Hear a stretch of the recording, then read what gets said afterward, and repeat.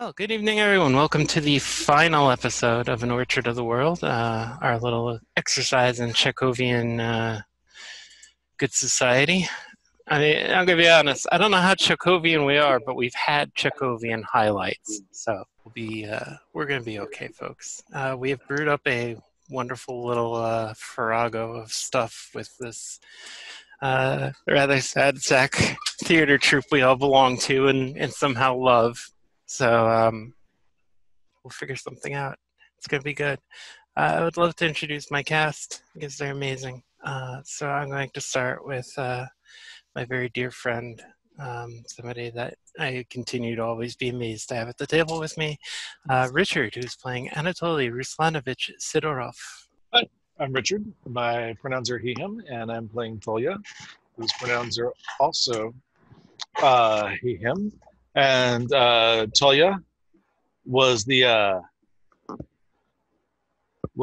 resident playwright this last season at the Kovalyova Playhouse, where he offended and annoyed everyone who was not named Varya, and managed to completely delude himself into thinking he had reconciled with his own friend Timosha, when really there was no reconciliation. And the only person Tolya set out to offend was Liza, and yet it's just snowballed from there. I mean, on that score at least, it worked out, right? So it's sort of. I feel like Liza is about to become the frustrated that I'm going to have to pick another playbook.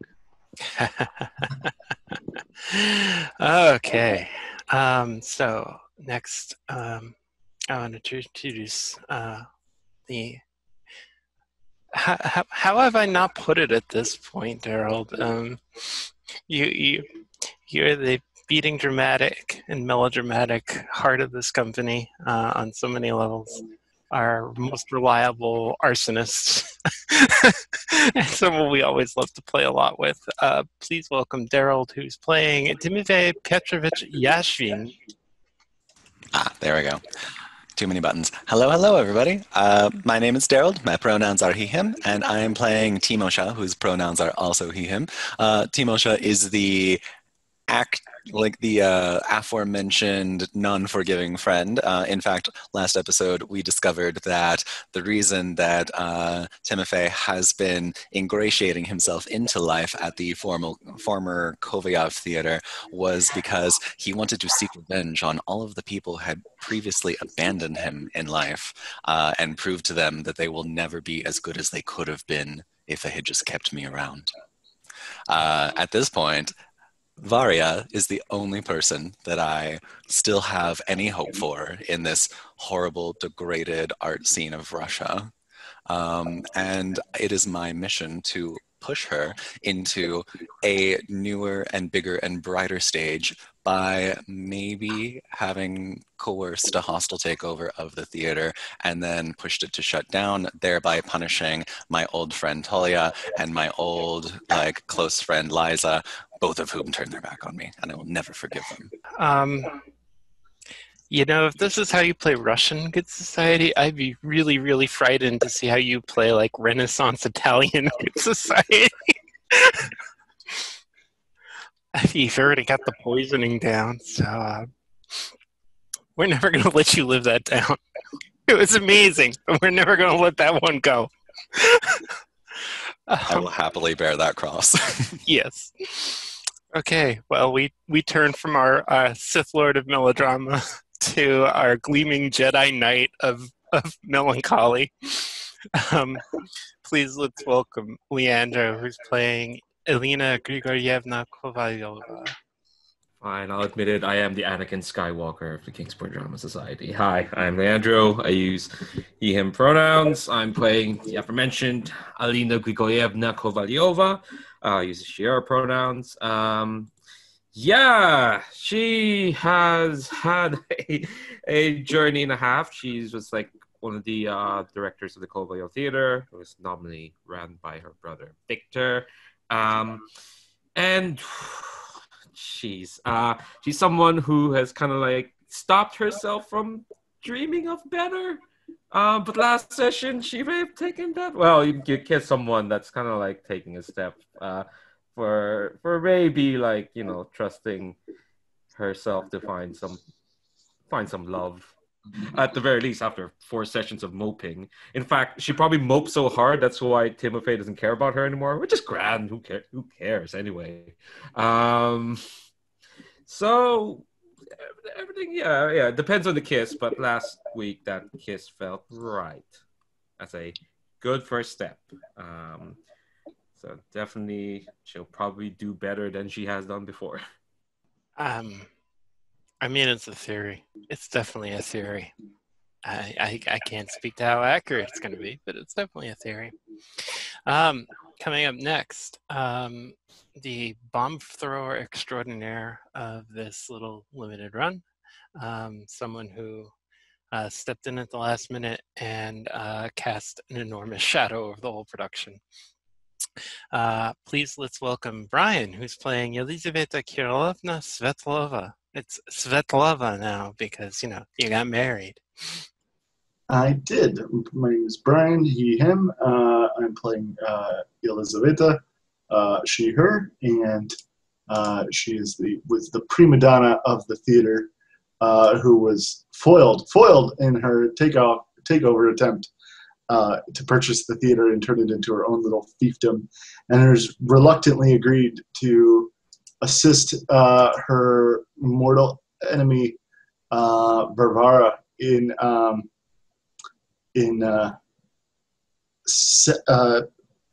possibly establishing a new theater. We'll see how that goes. Oh, I'm sorry. Mortal Kombat Good Society is next door. This is Melodrama Society. Thanks. Hi, I'm Kat. My pronouns are she, her. I had the idea to do this. It seems to continue to work well, so I have no fear anymore. And I'm playing the aforementioned Varya Pavlovna Morozova, young actress who is trying to figure out her way in the world and may have found love, but has a lot of bad relationships floating around her that are probably going to all come crashing down at once. So we'll see how this goes. When last we left off, we had finished a rather eventful novel chapter that saw our beloved theater sold. We did manage to do the questions and secrets.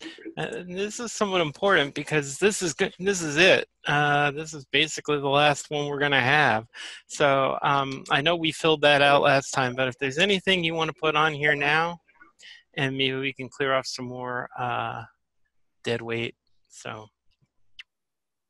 I also added a secret that despite everything and despite that incendiary soliloquy from last time, Timofey actually does wish for Liza and Tolya's love and acceptance.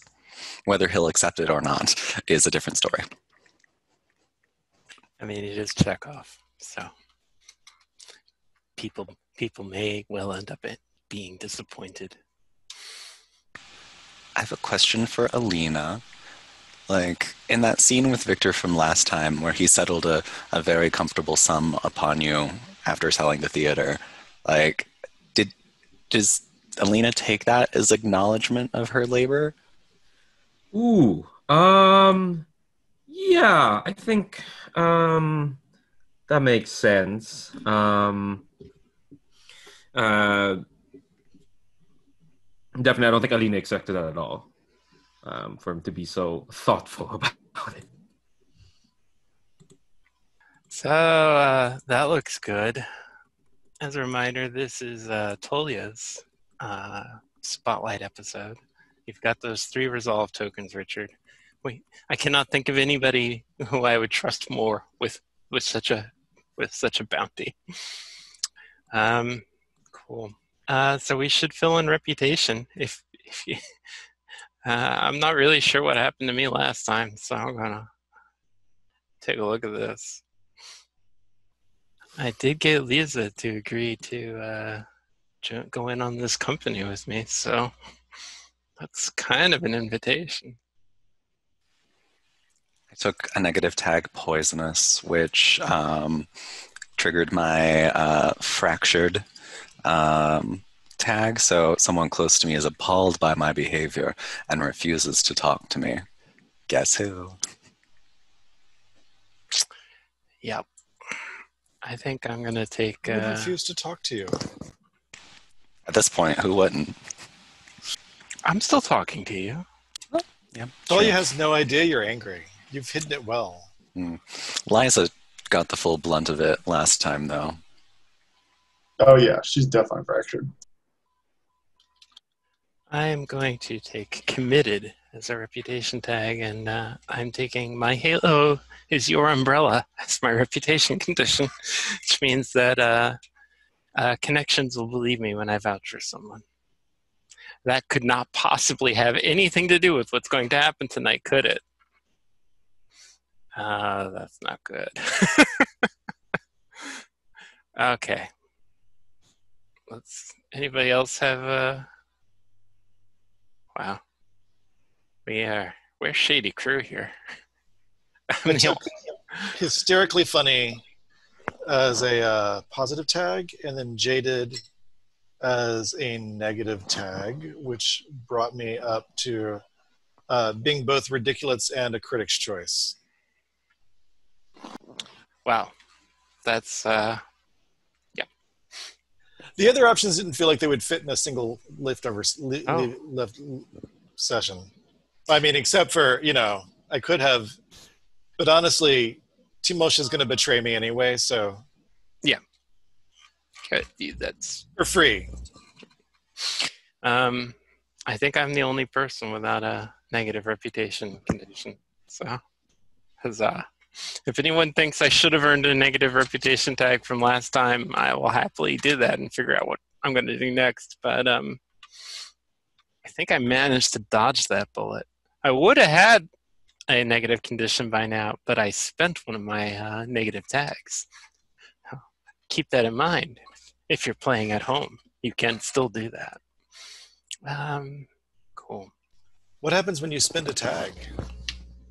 Oh, so if you spend a positive tag, it just turns into a resolve token and you can use it.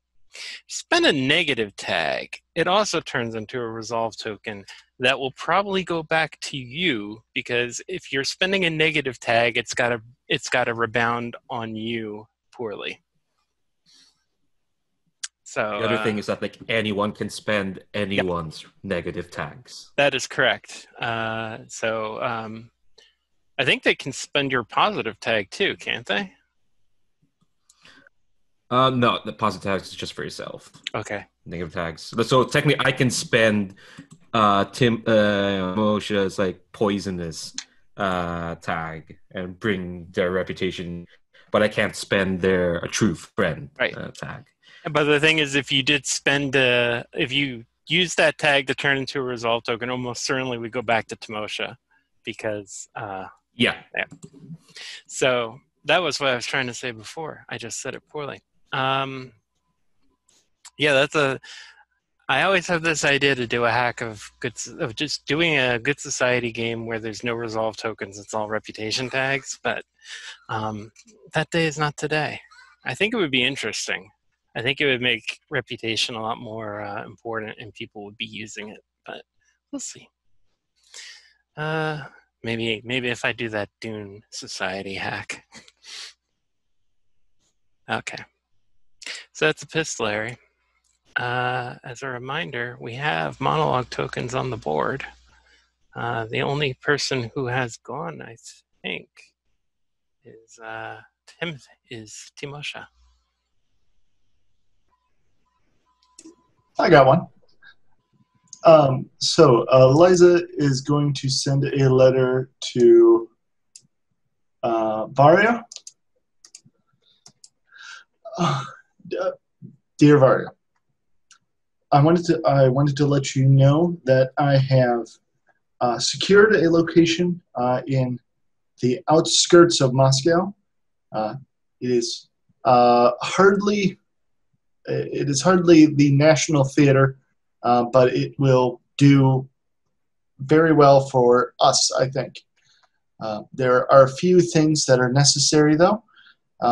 Obviously, we'll need a play to act and a person who knows the logistics of running a play. My husband took care of the purchasing, but he is both incapable and uninterested in helping me further with this endeavor. Indeed, I think he thinks me mad, but he indulges me nonetheless. Let me know if you can help with any of these, or if you know anybody who would suffice for these tasks. Your friend, Elizaveta. Did the pen obviously break when she wrote friend? You can read the sarcasm in the calligraphy. To my dear Varya, I have been painting in a frenzy. It seems that all sorts of things are just pouring themselves out of my paintbrushes and onto the canvas as if I were not a person or an artist, but merely a vessel pouring them out. The work is astounding. I find myself painting things that I never thought could possibly be painted. I find myself creating visions that feel as though I could rewrite the world with them. I am honestly scared for you to see them. I am scared to show them to Rosalia. I am scared to display them in the galleries. They are the most honest work that I think I have ever painted.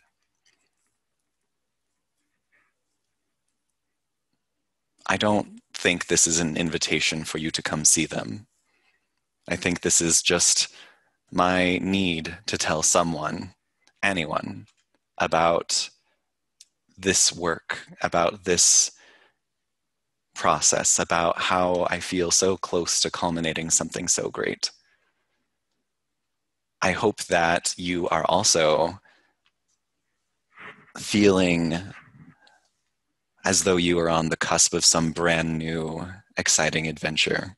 I hope that you are also feeling that this change that is about to happen to this little troupe is going to be the thing that pushes you on to new horizons.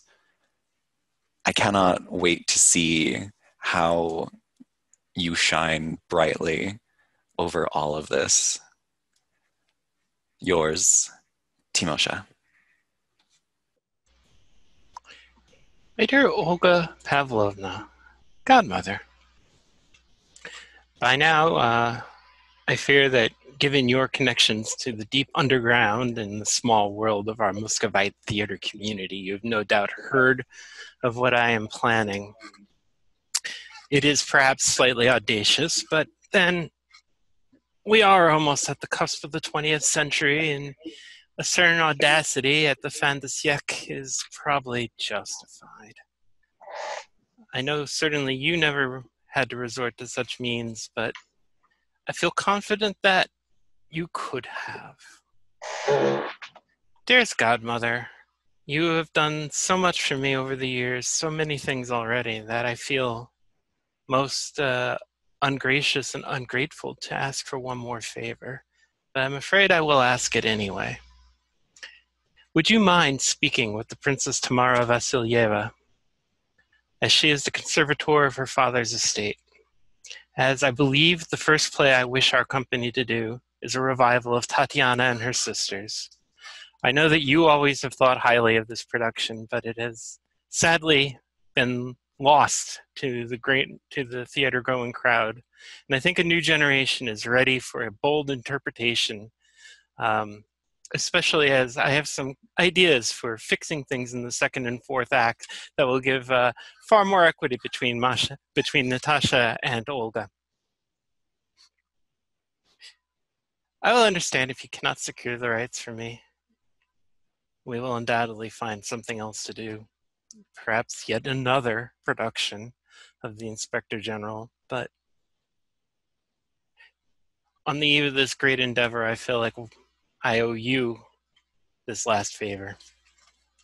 Yours, most devotedly, Varya. To my dearest friend, Dima. Friend is scratched out. Collaborator, Dima. Your changes to the third act, quotation marks, are well received. Your experience on the stage and knowing exactly how these things work have made you one of the most insightful people I've ever shown a manuscript to. I do think, however, that the second monologue in the second act is a tad or long. I hope you will consider the changes I have suggested. However, I defer to your judgment. I trust Alina is doing well, and that is the reason I have not seen you in the cafe scene for the bulk of June. I do hope, despite her brother's ongoing vapidness and disregard, that she is taking these new opportunities quite well, and that we will see some of her managerial capabilities during this final production. I cannot imagine trying to proceed without her insight and input. Despite being the place that introduced the two of us and Alina, I know that you will not be surprised that I do not think I will mourn long the exit of the Kovalyov from Moscow's theater scene. I have planned an autumn trip to Paris, hoping that I will miss a significant portion of the people who are there in season. Perhaps you will accompany for a time, though I know you will likely be busy with your new ventures. Yours, Tolya. Everybody but Alina wrote me. How can I reply? I'm gonna let you guys write more letters, and then I'm gonna reply. I presume the reason Alina didn't write to you is because she's spending a lot of time with you, so. That was my theory and fond hope, yes. I would like to spend my monologue token to see what Alina is thinking this summer as she and Varya spend more time together. Ooh. Do you mind if I mull that over? Like maybe like a letter or two supply before I answer that. We can wait while we would just glare at you through the screen. I'm kidding. No, okay. Well, I can just not watch the Zoom screen. I can just look at the tab. Sure. I won't even know that you're glaring at me. No, that's perfectly fine. Oh, come on. We're normally such an epistolary crew. I've got one. Oh, no. It's fine. It's going to be like, I think this will be a very charitable letter. It's fine. It's great. To my dear godchild Varya, from your godmother Olga Pavlovna, I have reached out to Tamara Konstantinova per your request, and you see like ellipses, and then there's like a segue, and it says, I find it quite surprising that you are requesting what is honestly a bit of an antiquated play for your revival. I know that you were raised in no small part due to my influence on the plays of Konstantin Sergeyevich. However, I would think that an aspiring new star in the theater field of Moscow would gravitate to more contemporary works. I think it is important that we consider all of the various different ways in which we move forward and not cling to the past, because I find that sometimes holding on to something may indeed hold us back. Be that as it may, I am, of course, your adoring godmother and can never refuse you anything. So I have spoken to Tamara Konstantinova, and after much back and forth, she has acquiesced to your request. I will be sending along some notes from the family that they wish you to take into consideration with your performance. I have also looked them over, and I feel that they are in the spirit of and in keeping with honoring the memory of my dear Connie. However, if anyone could perhaps breathe some of that new and contemporary life into this play, perhaps it'll be you. I've also enclosed a small token of my eternal affection should things not go as planned with the play. I'm sure that they shall fetch a very handsome sum should you need them, and I expect to see you wearing them on opening night.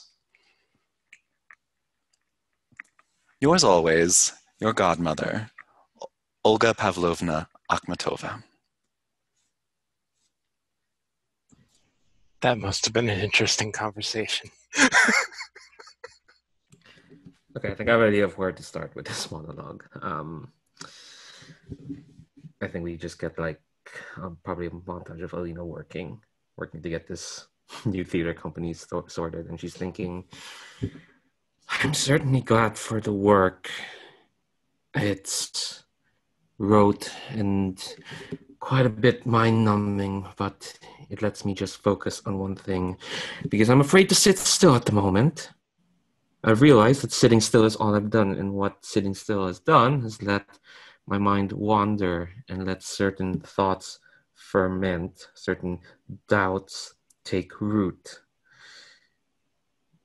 And now that I'm in the process of trying to uproot them, if I sit still and think about them, they may just grow stronger and take hold. I wonder if Varya's ever had this problem. She never seems to sit still.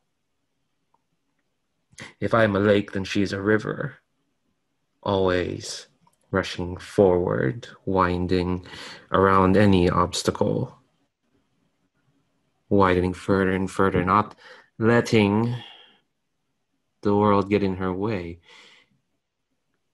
To a young ingenue, the ending of a theater would have been a blow, but instead, no, she just moves on, moves ever forward. Perhaps I'm afraid that I just can't keep up.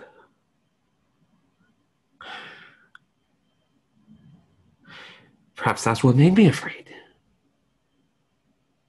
It was blinding to see her pursue what she wanted. I couldn't conceive of any realm where what she wanted was me, some someone who gave up. Maybe I'm just afraid to imagine myself as anything other than someone who gave up.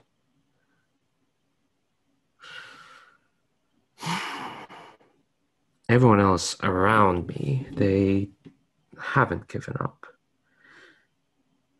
They're still moving on while I'm here making sure they can move on, which is nice. It's nice, but it is...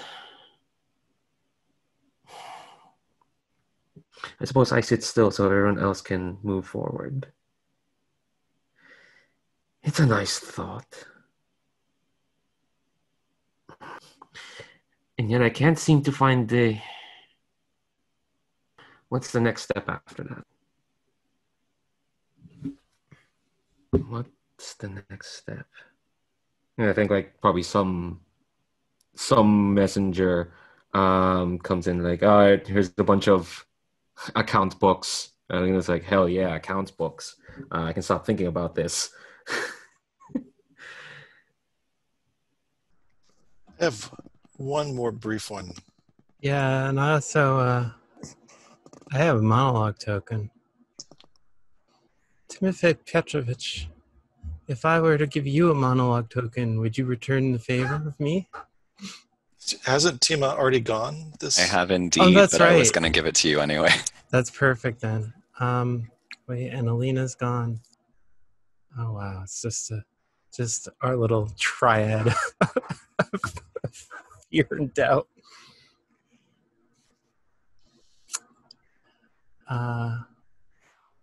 Anatoly Ruslanovich.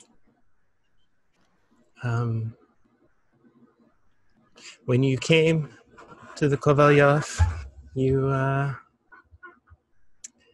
were unsure of your writing and your place as an artist.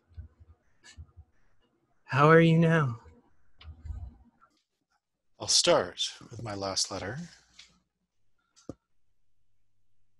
to Timosha.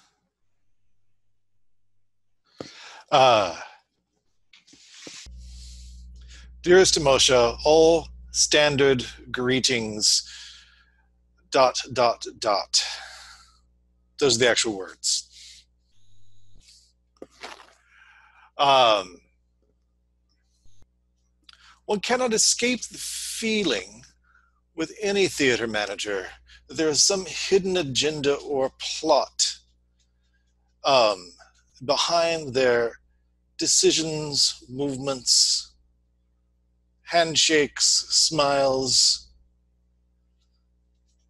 The only thing I liked about Victor was that the plot was destined to be idiotic. However, we're under new management for this final production, and well, everything has the strange feeling of an ulterior motive. If I were not writing with quote-unquote Dima, this final piece would be, I'm certain, unbearable. I know you're far happier in the art world, but I do wish you would make a final return to the theater for this piece, if only so I could have someone to complain to. I'm planning to leave for France shortly after closing night, though I'm sort of tempted to leave before. Is there any time for travel in your schedule this autumn? ? Yours, Tolya. I think Tolya is very drunk with a bunch of sort of hangers-on. And some new, very well-meaning, genuinely sweet and kind of attractive hanger-on has made a comment about Tolya's capacity to write comedy. And asked Tolya about like his confidence as a humorist. And I think the monologue takes place as Tolya turns around to look at him, and you just cannot keep the bitterness and frustration down. This is like, my confidence as a humorist is that comedy is the least important thing. It's impossible to be not confident in your work when you know it's solely for the amusement of our so-called intelligentsia and bourgeoisie. How does one lose confidence in one's work when it accomplishes nothing by design? When it sets out to achieve so very little than to make people who need to forget what terrible humans they are forget for a few moments that they're abysmal people who do terrible things to humans. I can be confident in my humor because it achieves exactly what it was paid to set out to do. Give aid and comfort to people who don't deserve it. That's why I'm confident in my humor. If I can get tragedy down, I used to feel like I was accomplishing something. So what I'm going to do is 5 short notes from the desk of Varya Pavlovna Morozova, who is an extremely busy young woman, juggling, fixing two plays, writing short stories, a new girlfriend, and starting a theater company. To Olga Pavlovna Akhmatova, you've been a second mother to me. Thank you.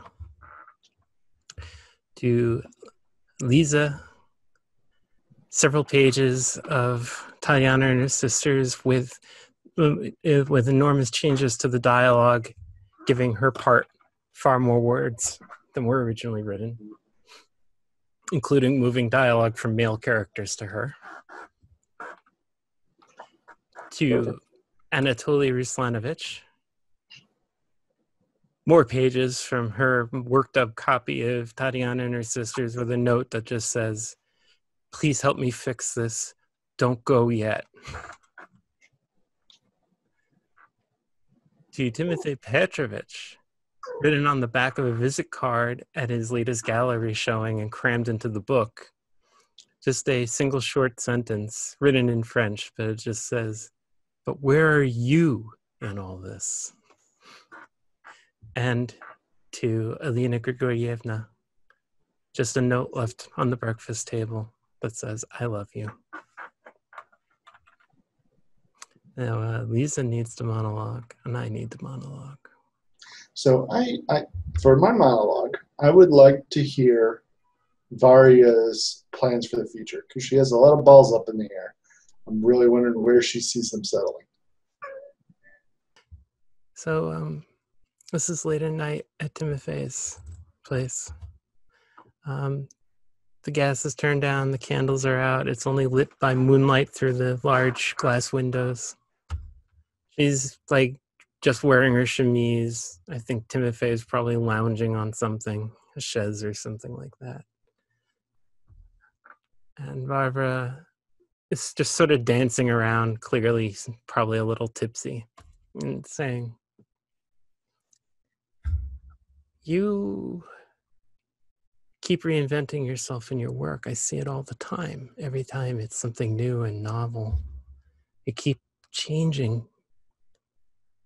And yet I don't know into what difference between you and me, Timosha, Timofey Pietrovich, my dear boy, my ecstatic lover, my one person in all of this miserable, misbegotten wooden brick and piety and communion host city, glued together with regret and 1,000 years of bad history.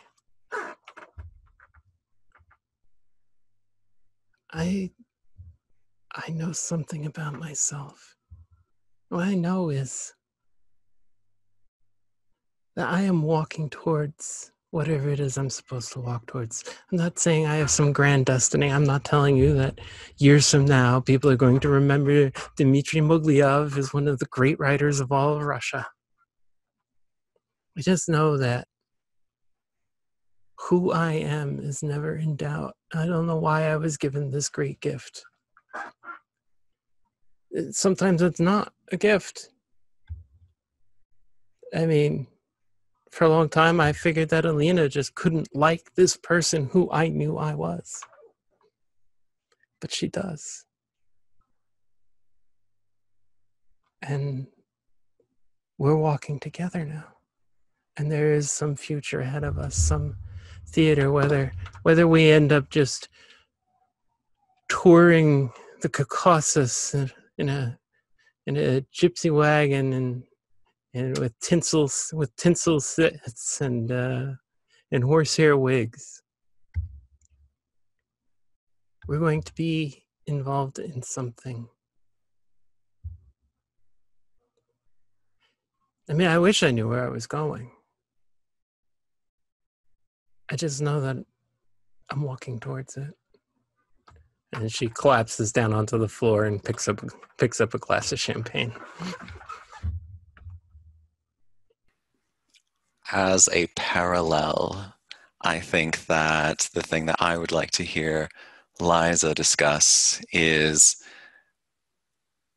what could happiness look like for her as she works through the beginning of a new company that she will not rule with an iron fist.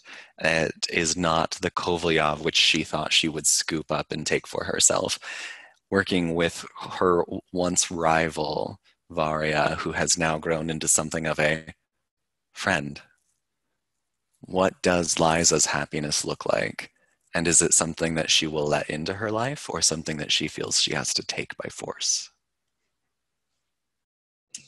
Well, this has all certainly gone sideways.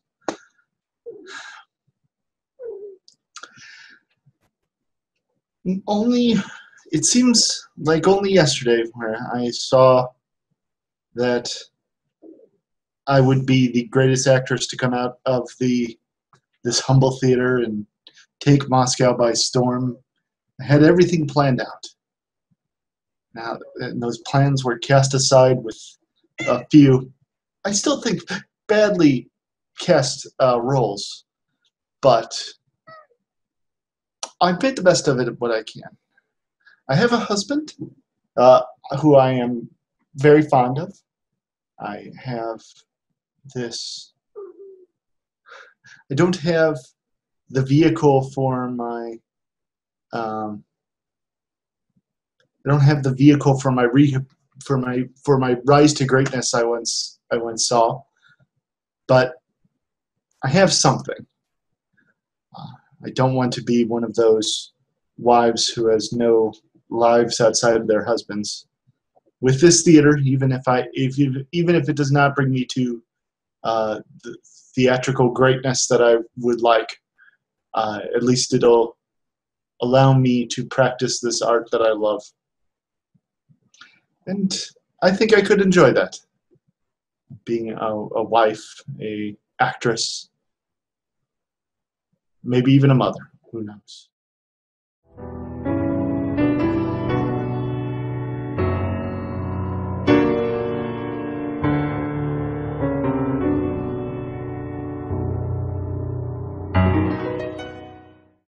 So where shall we begin, though, Tolya? What kind of thing do we want?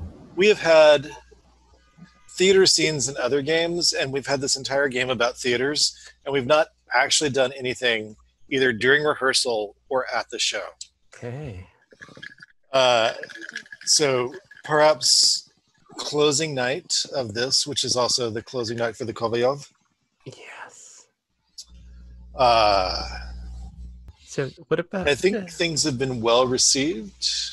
I would play a token if things were well received, but not in the way that either Dima or Tolya or Varya or Tolya expected. Okay, I like that. By the way, so tell us, do you know anything about Three Griefs in Winter? Did you, in fact, do one of They were supposed to be 3 independent stories with overlapping characters and overlapping actors. Did you, in fact, include the Old Believers as part of it? No, I think we took that out. They're going to talk about it during one of them. Because apparently during this time, the Old Believers were all the rage to talk about. Yeah, it was a thing. Like everybody wanted to like revisit the story of the three women who were starved to death 250 years before. It's a very complicated story about the Russian Orthodox Church, and I think Peter the Great. So those things always go that way. All right, so the last night of the Kovalovsky Theater. I think let's begin. We want to begin. Do we want to have scenes during breaks, or just begin backstage during the final piece? I mean, in essence, this is our tribute to the one act series. Okay, so what works best? Yeah, what do folks think? What do you, the viewers at home, think? Well, you can just make up whatever the last act is. Oh my god. Oh my god, that's actually a good idea. We can finally do a play within a play. We've been talking about this for forever. Wait. Are the two of you on stage while Alina and I are backstage? Ooh, I like that. And I think to give to let Daryl be our bridge, he could be playing Olga Pavlovna too, who's in the scene. So like Olga had like a walk-on role in the third act. Okay, cool. I think it would be a tragedy about the long illness of a mother figure, and Olga is playing the grandmother who is coming to take care of her daughter, and someone else is playing either a sister or the young daughter. So one of you actually had to play older, and one had to play younger. And Olga Pavlovna is the nurturing grandmother figure who is taking care of everyone. So, I feel like Liza probably ended up playing the older one against her wishes. Oh, would Varya? Are you the young reclusive girl obsessed with gruesome stories of czars starving people to death for their religious beliefs? I mean, if Liza really wants to play the daughter, I'll do that. In fact, is the daughter a better part? I think I thought the daughter was a better part, but the critics have fallen in love with the mother. Perfect. And Liza's playing the daughter. Okay. Sounds good. It's still a good part. It has more lines. Sure, yeah. Maybe she has, she can talk convincingly about love and things. I thought the daughter was the better part because she's clearly a proto-revolutionary. Okay. She is shaping up to resist, to be part of the anarchist. She has an anarchist love, or who is courting her, who is never seen on stage. That's actually fairly Chekhovian. The ever indulgent middle class mother is the one that the critics have fallen in love with and insist is the actual lead. Who's the one who's sick? Yes. Okay. The mother is named Daria. Just grab the random name. Maybe the daughter is Alina. Yeah, that works for me. Okay, and the mother can be Masha. Because I like Masha. It's a good name. Wait, so the grandmother is... Right, the grandmother is Masha. The mother is Daria.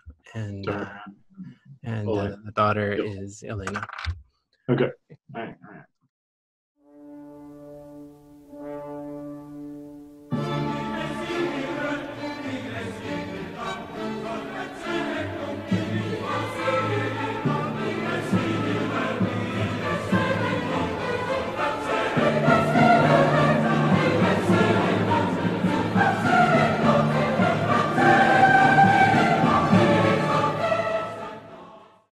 So I think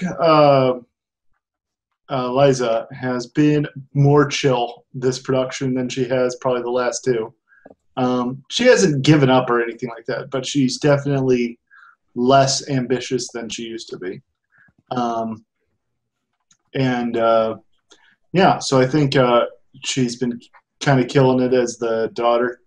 But she's still bringing that acting fire.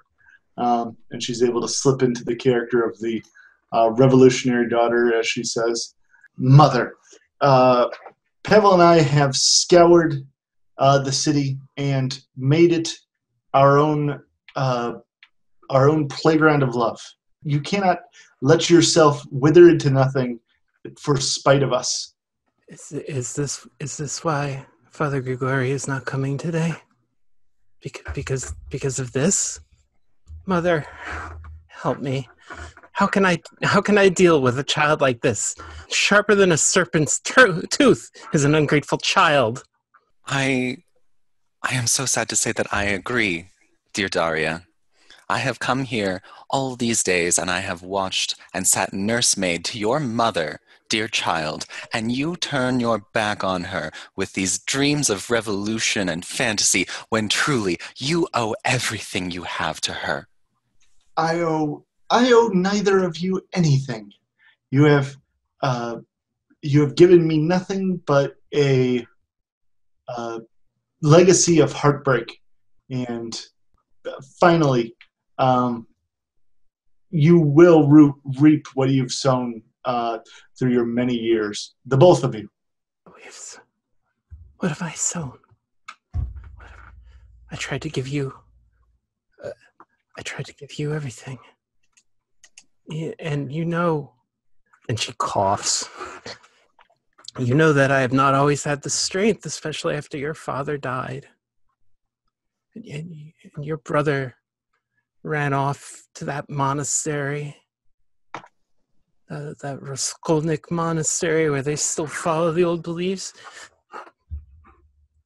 I feel like them sometimes, you know. I feel like them. I feel like I'm going to be locked in here and starved to death. While your new modern ways go around abandoning me, turning your back on everything decent. Can you not understand that all I want now, at the end, I just want a little peace and love. Calm thyself, your child. It is the way of the youth to be cold and patronizing to the things they have not yet come to accept.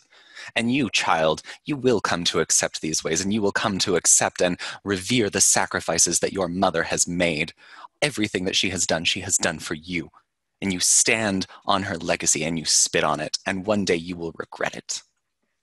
The full spectrum of emotions goes across Liza's face as her character goes from anger to pity to calm, and she says, there is nothing I regret more than that I ever gave you one moment of my time. And then she's going to turn and go off stage. I don't know how to wrap this up, but that seems right.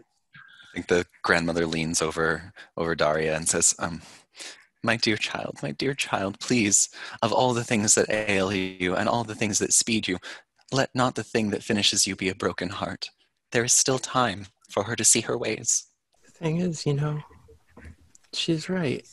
Hundreds of years from now, none of this will be remembered. People will live in a new world. They'll be very different from us. They'll have, I hope, put aside toil and labor and found a way to live in peace and harmony. And there will be so many wonderful things, and people will go about in the air as in great ships or balloons or something even better. And there will be light and rest from labors. And they'll look back on us and call us foolish and superstitious, and they'll be right. They'll be right. We are as bad as the old believers. We cling to these stupid pieties, but they'll still be afraid of death, I think. I don't think God will ever ordain it so that we don't have that. The fear of death, Mother, makes you do terrible things. Push away your children. But I can't say it to her. I can't tell her these things. I open my mouth to, and she leaps to the challenge. When I'm gone, Mother, tell her that I knew. Tell her that. Just tell her that. I think it's fade, but there's also a sort of a closing montage of Ilya coming to leave flowers on a gravestone. Yeah. And I think as that's going on, I'm having this conversation with Alina, sort of whispered backstage. Alina, when we close the theater tonight, what happens then? Does your brother stand in the middle and we pull it down on his head?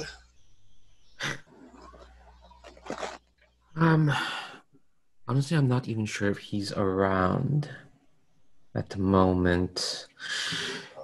Well, Yeah. I believe he may have gotten wind of your plans and has decided to abscond before we can pull it down all around his head. I should have had someone hold him in place. Will you miss anything here? Oh, well, I think she kind of looks around, looks out like from where backstage is to where the theater is. I think at this point I hand you a glass of champagne that we've sort of reserved for, very cheap champagne that we've reserved for the closing. And I tip a little bit of vodka into both our glasses of champagne. We don't need to toast yet. Just drink. Not sure if that's the right thing to do right now. The production's still happening, and well, you saw the results of what could happen if I imbibe. Alina, you're no longer responsible for everything. Au contraire, I'll still be responsible until the very last line is said and the curtains drop and the audience will feel what they need to feel. It's minutes. Minutes. We don't even have to walk out in front of the people. No one even cries author anymore. It's a tragedy. At least they used to cry author. No one cries for art director or financier or manager. Should cry. Well, if people cried for art director or manager, your brother would have stood up and cut you off to run out and take the accolades for your work for you. It was generous of him to make sure you didn't have to bear that. Oh, I truly... Sometimes I wonder if he is that malicious or I've just given him the opportunity. Accolades are not for me, Tolya. Or I at least they're... have seen certain accolades for you between certain lines. You know, Varya used to walk around with this sense of grand, tragic resolution. I never thought she sought something quite so tragic, but I guess that's the point of tragedy. Oh, yes. I mean, but not tragedy in the immediate sense. I mean, tragedy in the Russian sense. Not a tragedy that your death is imminent. Tragedy that you'll just have to keep going on living the way things are. But you're right, of such repute. Is that the kind of tragedy you're seeking or feeling? I'm more giving you compliments because my friend Varya does not walk around like that anymore. She has a certain joie de vivre. Is that how they say it? I believe so.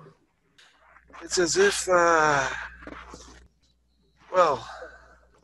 she has discovered something that's just as important as writing. She and Olga Pavlovna have a certain chemistry, don't you think?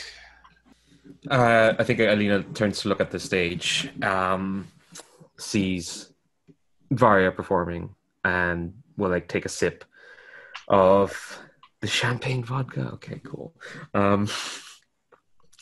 And almost kind of like hiccup at that and just like close her mouth because Slowly. right. We have a long night of drinking ahead of us. I dare say, Tolya, I've not noticed it in the past, but drinking seems to accompany you a lot lately. Some days I want to say things that will get me arrested. And then I think about everyone I've been associated with. Everyone who would be brought in for questioning or harassed or harangued to condemn me. And I hesitate. Well, If you can't say it in Moscow, what's the point of talking about the tragedy of the Tsar? well, Moscow is but one place. Yes. But if you cannot insult a man in his home, what's the point of insulting him? I suppose insults are made to be deployed. If they just stay in your head, they will just rot. Yes, they might become funny, and then I would be known as a writer of comedies. Well, comedy hasn't done you wrong. I'm surprised you managed to get rid of your circle. Oh, rots my soul. If I could do like a farce in the French sense, one that had sort of boxing gloves and would knock someone down. But no. Comedy is just a bunch of people getting married at the end. All the good people aren't even allowed to get married. I think Alina takes another sip of the champagne. Slowly. Mm-hmm. But I am impressed with your progress. It's a late blooming, Tolya. One has tried to keep oneself busy of frivolous things. I understand you're going to be quite busy keeping Varya's new enterprise successful and open. Yes, I suppose as much as this place will be closing and there'll be much to be missed, probably not in the next couple of weeks while we kept ourselves busy. What will you be doing after this? Paris, I think. I have an art for complaining. Theatrically. In ways that have a little more meat and consequence. And I figure I should take my amateurish complaining and go learn to do it like a master. Not a bad idea. Takes another sip to add another bow to your quiver. What about this first show, Tatiana and her sisters? What do you suspect the audiences will do? I think Alina gives it like a thought, and it's like a moment. As probably Will they come along? Will they invite this certain self-reflection? Oh, I certainly hope they'll come along. But I've long resigned myself to not being the most cognizant of such mechanics. What I'm good at is facilitating those who do know. So I think at this point, there's so much there. You can hear Varya calling from the stage where they're taking their current call and just doing this to you both, like, come on out. I think Liza's doing that too. I think I give Alina my arm. I think they want to see us for the very last time. Last time I was on stage, I was 6.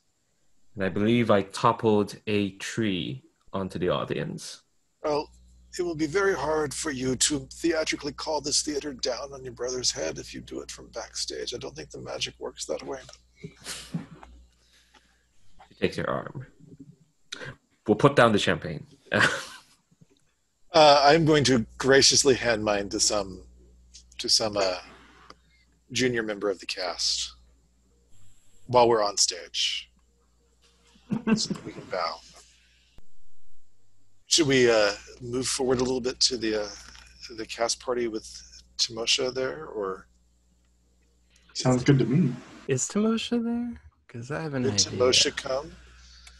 But Varya is plotting. What's the idea? That Varya can't come to the cast party immediately because she needs to run something back to your place. And are you leaving in the morning for somewhere?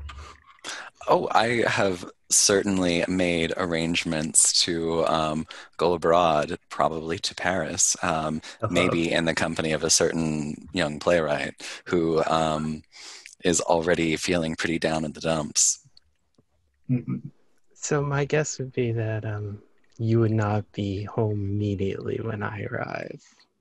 But if people want to do stuff in between that, because you requested this scene, and I will give it to you. Oh yeah, I can't wait. Um, Yeah. but if people want to do something before then, we can do that too. I don't have anything specific. I would like to do a quick little thing with Tolya and Liza. Yeah. Just because, polite tension Sure, yeah. is a hallmark of middle-class drama. So I think after the play, Liza is visibly emotional. Just putting that out there. I think Tolya looks... Because Tolya's only been here a season, Mhm. and Tolya is on the upswing, sort of, I guess, of kind of realizing that his contract is over and he's leaving. He's going to go do something else until the money runs out again. Mhm.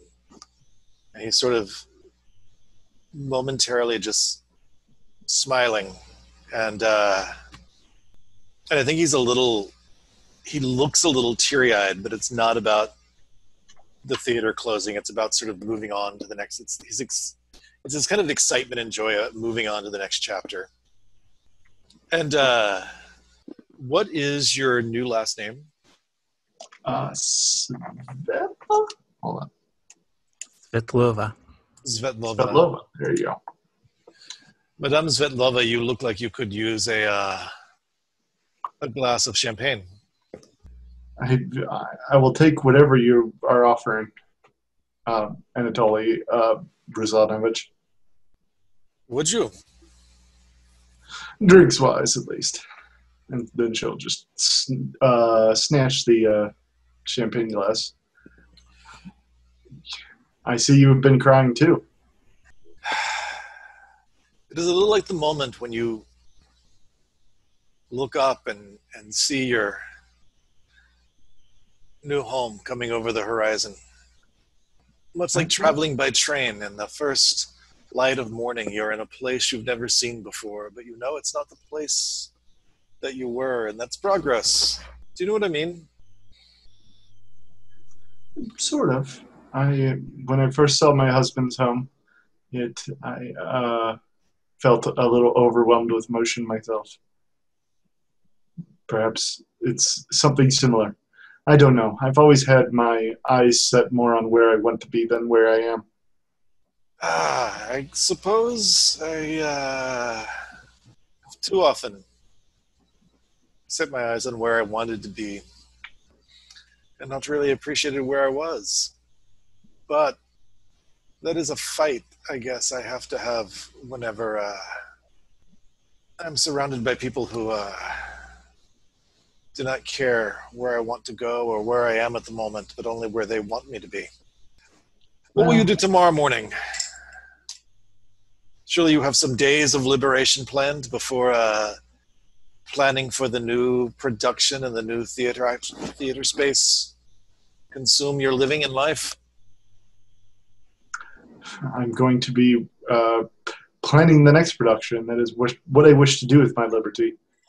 if I wanted to lounge around the home, doting on my husband, I would not have chosen to purchase a theater.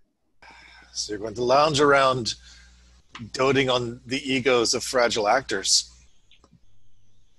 Say with as a pointed joke. I think we both know I'm an expert in fragile actors. Are any men one might marry any less fragile than a prima donna who plays a leading role? I can think of a few. Timofey, for example. There is a certain gentle fragility at the heart of Timosha, surely. Gentle? You have met a very different person than I. He's crusty. But once you get to know him... I dare say I've known him longer than you. I've known him about the same amount of time. I knew him when he was a child, after all. I suppose. I've tried to make amends with him. Perhaps I can try harder, but at this point I wonder why bother. What happened between the two of you? A boy. Boy, hardly worth all the trouble, if I'm brutally honest. But my ego was wounded, and you and I both know that I can't let something like that rest. I've never met a man who is worth the trouble we've given them. Oh, don't I know it? I am incredibly glad I've met my husband. He's a man of simple desires, and truly, he wishes nothing more than to see me happy, and that in turn makes me want to see him happy. I can't imagine any sort of drama coming up between the two of us, like it did with Andre and Timofey and you and Varya and everybody here. It's a welcome respite.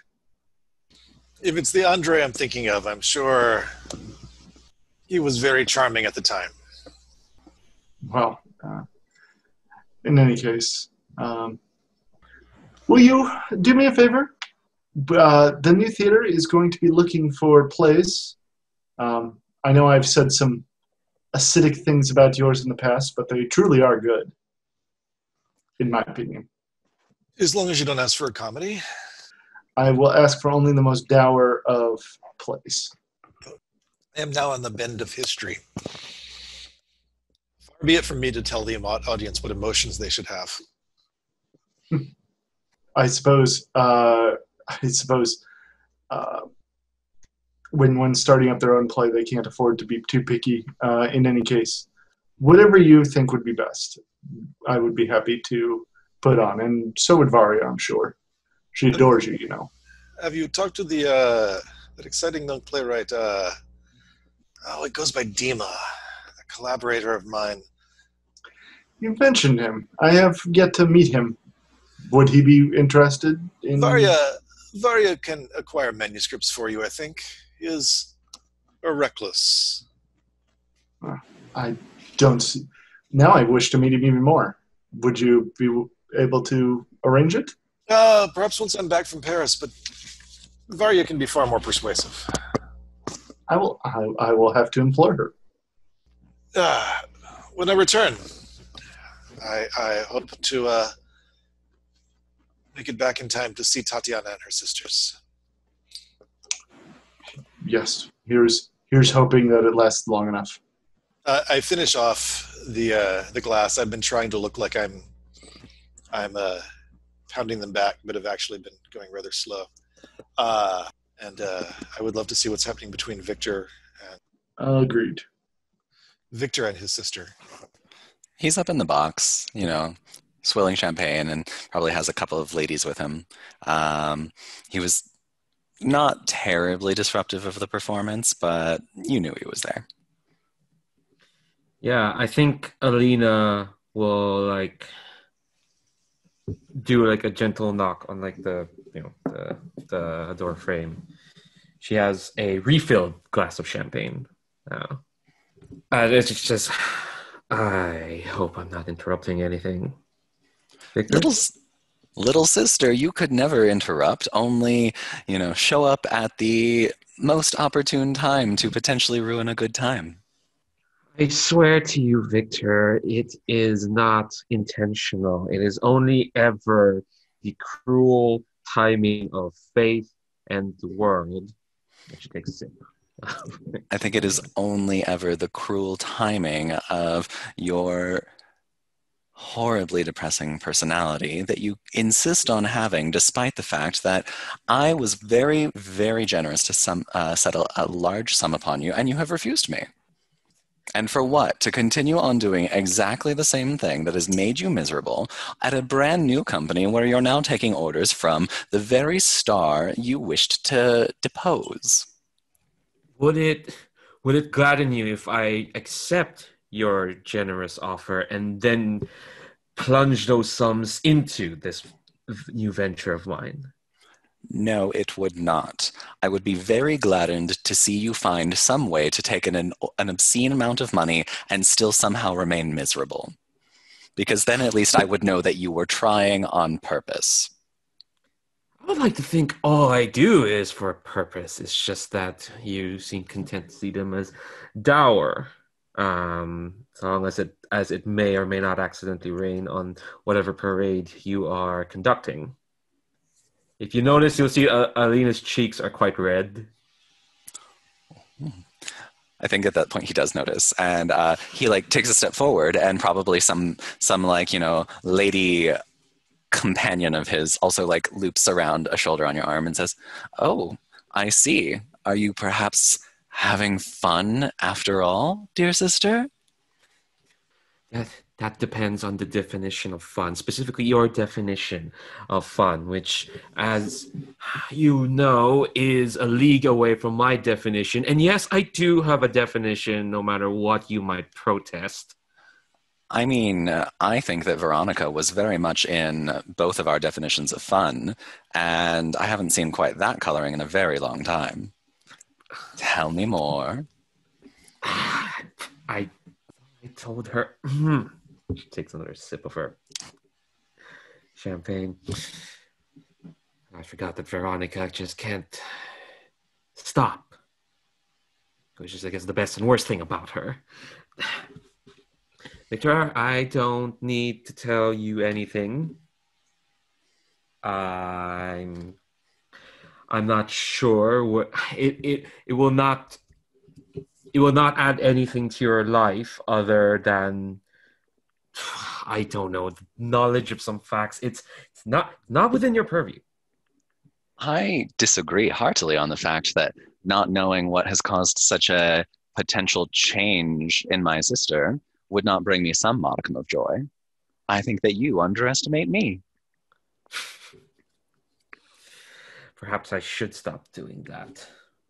I think she looks at your lady friends. It's just kind of like, would you mind?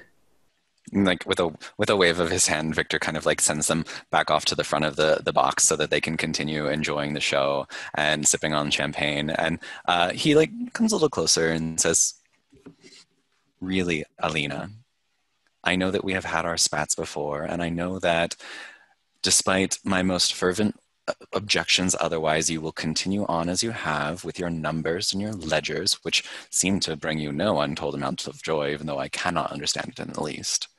But what I truly want to see is that while you are reveling in your algebra, that you are also remembering to revel a little in real life." I suppose you're an expert in that, Victor. I've always thought it was quite a waste to become an expert in that, but maybe...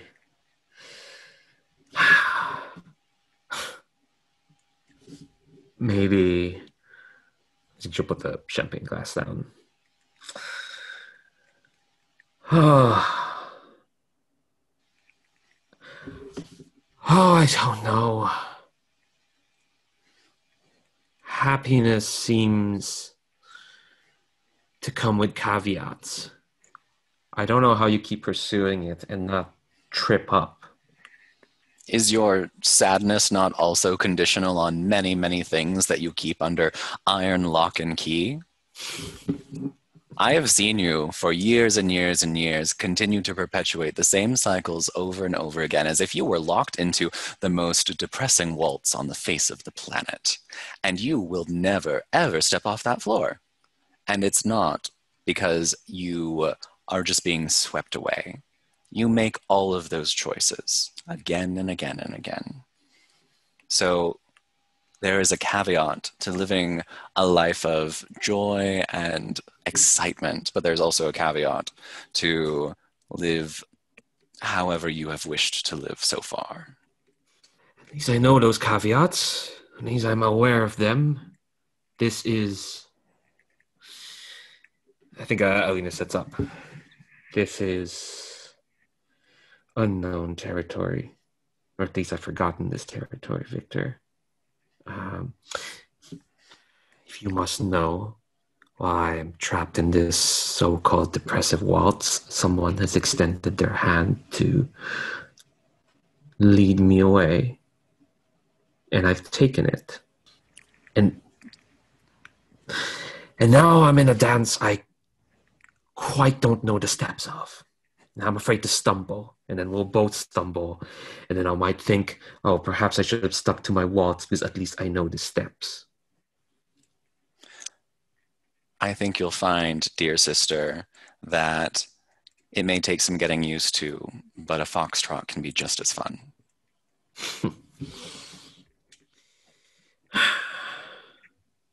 Victor, what will you do now? Once this place is put to bed? I was rather thinking of the idea of taking a year-long tour. That sounds wonderful. Perhaps you and your trotting partner could accompany us some part of the way. Oh, we'll see. I'll approach the subject, though. She's driven in ways that are... I think Alina's like kind of not looking at Victor's kind of like, and obviously sounds a bit more wistful. She's driven in ways that are quite inspiring and terrifying in equal measures. Alina's making a connection now between the way the two of them work. It's awe-inspiring. Oh, I'll be sure to mention. I'm sure. Well, I'm sure you won't want for company, though, Victor. Given the kind of company you accrue.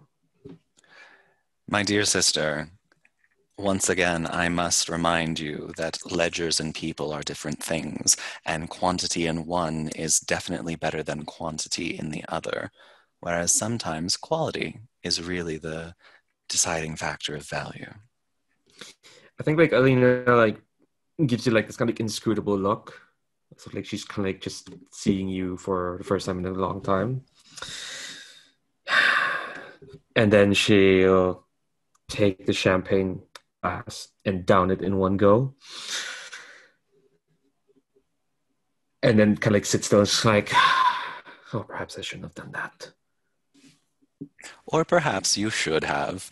And he like claps you on the shoulder and then turns back and gives a shout to his lady friends and says, let us continue this party. I know a very good club just down the road. Alina's not going to join because she's waiting on Varya. Well, she doesn't say. Well, Victor can guess who it is. It's not that hard to figure out. Oh yeah, I think there's a point where he like walks over to the edge of the box and like, you know, does that thing where he like puts a hand on the bar and like leans over and looks down on the stage and then the camera just zooms in on Varya. And then he smiles as like, almost as if like stamp of approval, little sister. That's lovely. Thanks so much. So the tragedy began, like all tragedies do, with just the smallest of things. Timothy Petrovich leaving behind an expensive and handsome walking stick with a gold head carved in the shape of a lion. And Varya Pavlovna, knowing that Timosha would be leaving in the morning and would miss this greatly, as she knew how much he treasured it. And knowing the way, and knowing that Alina would no doubt have to talk with many people before attending the party, took a cab back to Timosha's apartment. And there, tragedy further develops, because Sergei, recognizing her, of course, lets her up into the room, probably disobeying a request of Timofey, but thinking nothing of it, because after all, it's Varya who comes over all the time. And Varya, in putting down the walking stick, sees that there are papers and ledgers strewn on the table, and can't help but notice that she sees the word Kovalovsky in one of them. And picking it up, she reads and drops the letter. And then, noticing that the door to the back of the studio, which is generally kept closed, is in fact open. Like Bluebeard's bride, she continues to take a step forward. And on the inside, she finds many paintings, but given a strange sort of emphasis is a triptych painted on wood in a juvenile style of a man, and on the panel on the left, a man with Timofey, the same man with Timofey, and the panel on the right, the same man with Liza. She ponders this as she stares at the other paintings, and I think that's when Timosha has to come in, isn't it? Varya, what are you doing here? That one there's Alina, isn't it? I have never invited you into the back studio. Forgive me, I took a liberty that was not mine to take. But that is Alina, is it not? The resemblance is quite striking, isn't it? I feel like I truly captured her inner essence. It doesn't look like her at all, and yet I knew it was her. What did... That one's Tolya, isn't it? Yes, I do particularly enjoy the tormented look on his face. It reveals how he is on the inside when he's trying to be all bubbly and effervescent and alcoholic. And that's Liza. How you hate her. Liza has done many things to earn my ire. I don't let them show, so I put them on a canvas instead. I know what the one at the end is. We'll discuss that. Where's mine, Timofey? And he walks around to an easel that's like in the back of the studio, that's facing towards the door. It's in like one of the darkest corners, with only a lantern over it. And he like reaches up and lights the lantern. And like there's a steeliness to his gaze, because this is the moment where he's judging how you'll react. He's watching you very closely. And he gestures to the painting. I think Varya sobs for a second. I did not know. I wanted to know, but... So this is where you've been keeping yourself. Well, an artist always does have to represent himself, but he doesn't have to do it in every painting. The critics very much like the paintings where they can't find me. You bought the Kovalovsky. In a manner, yes. You closed my theater. It was never your theater, Varya. It belonged to Alina and Victor. You know what I meant. Yes, but what did it do? It pushed you on. It made you start your own theater. It made you excel beyond what you were already doing there, what you would have continued to do there for years, clawing at some sense of relevance and popularity. Whereas now, you're going to be so much more than that. Do not pretend that you are wielding forceps here, and that the birth was painful, and you regret it so much. I regret nothing. You hurt Alina. I offered Alina again and again the chance to see what her art could truly be. She chose not to see it. I think she kind of staggers and sits down on a stool. How you hate. Ah, Tima. You're like every cruel person. You insist that it's for our own good. Who gives you the right? Who appointed you president of the immortals? He comes over to where you're seated and takes a knee in front of you and places a hand on your knee and says, "Don't you see? It's not that I am anointing anyone. It's that I am merely throwing kindling on the flame that was already there. It's not my job to determine who will or will not be great. That is already decided. It is merely for the person who could be great to seize it. And I am but a weapon to do so."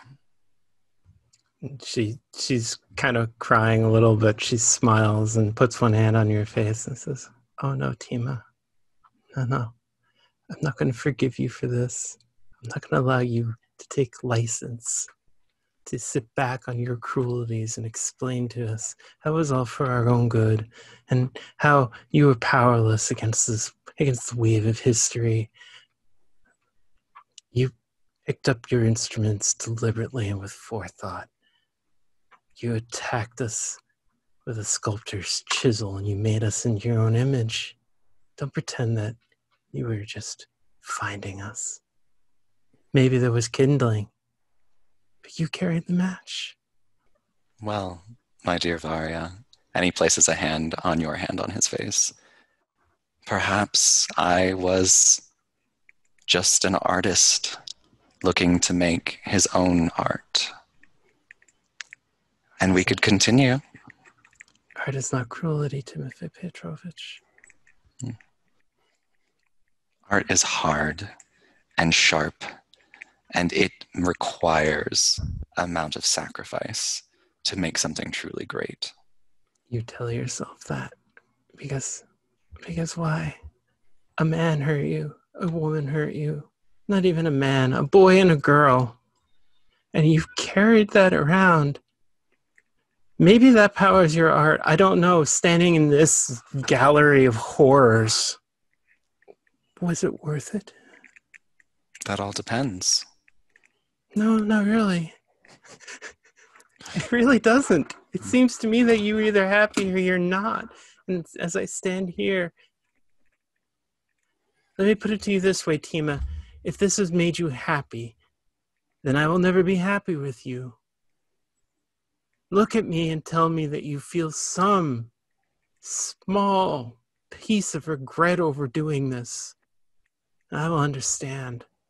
I've done many regrettable things. I think that you have such a narrow idea of those two emotions. Are you happy or do you regret? There's so much more that can be done. There's so much more that can be made. Am I happy now? No. Do I regret now? No. Because there is still a masterpiece to be made. I was right. Inside of you is only a hall of mirrors. And the tragedy of this is, Timothy, you can't see your own reflection in them. Look at that painting. I knew who that was the minute I walk in. What does that painting say to you?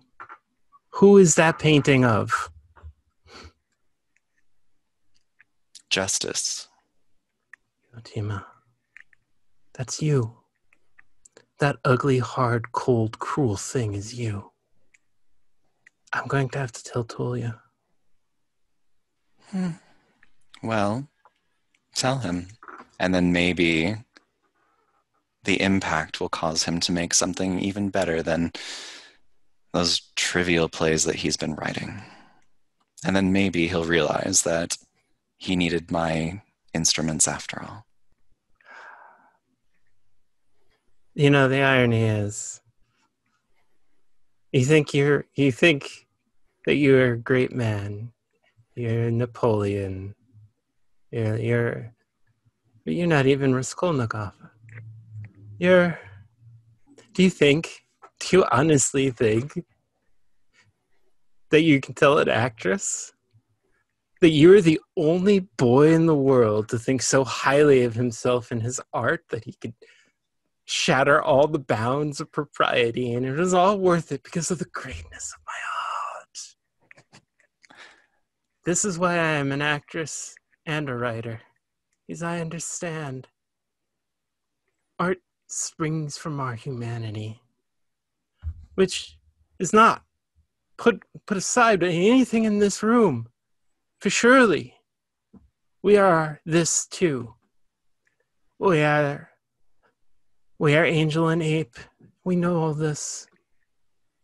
But this solitary, twisted thing you've done to yourself, I'm not mad at you, Tima. Maybe you're right. Maybe this will all work out for the best. But you know, I pity you. And with that, she's going to run away. There's a moment of Timofey sitting on the ground next to the empty seat that you've just abandoned, like you've abandoned him. And there's a moment where he slumps, and a hand almost reaches up. And then almost reaches up, and then comes back down. And he walks back around to the half-finished canvas. And he looks at it. And the camera finally sees it for the first time. And it is in that Baconian style, but it's light and strangely beatific, and it is Varya totally. And what he does is he looks to the side, and there's a palette that has red paint on it. And he reaches over and grabs a brush and just starts to smear red paint across the canvas. And he pulls out some more brushes and some turpentine and some pigment and starts to paint over it, keeping most of the features as they were, but changing the perspective. And he speaks. It was one of two possible outcomes. Of course, I had hoped that she had always known some way. How could she not have known? She had always called me for the Janus that I was, and yet somehow was surprised when the mask fell off. She lords herself around as if she is such an expert on the human condition, and yet she understands so little. Well, it may not be the masterpiece that I had planned it to be, but there's certainly some fine paintings that have come out of this. And as he's saying this, he's smiling, but a tear rolls out of his eye. And he continues to paint and says, I'm sure that she will make her way to the after party, and I'm sure that all of my deceptions will be revealed. Perhaps Tolya will not want to go on the tour with me. Perhaps, despite all of that, I can convince him to otherwise. Well, the same. These paintings will do quite well. And what's to say that I can't find some other ingenue, someone else to sculpt into the masterpiece I know they can be. After all, she was right. There is the kindling in almost everyone. It's just a matter of how you stoke the flame. I don't need kindling telling me how I'm going to live. I don't need some corn husk puppet trying to speak up to me as though she were so much better. Because that's the thing about a Janus mask. That's the thing about a coin, is there are two sides of it. And as much as she will lord it over me and everyone else that she speaks ill of me to, she is just the same. Did she not sabotage everything that she could to get the parts that she did?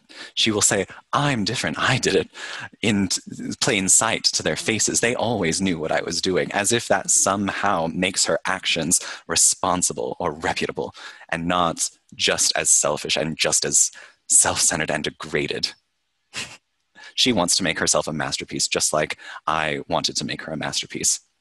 But she couldn't stand that she wasn't the artist to do it. It's fine.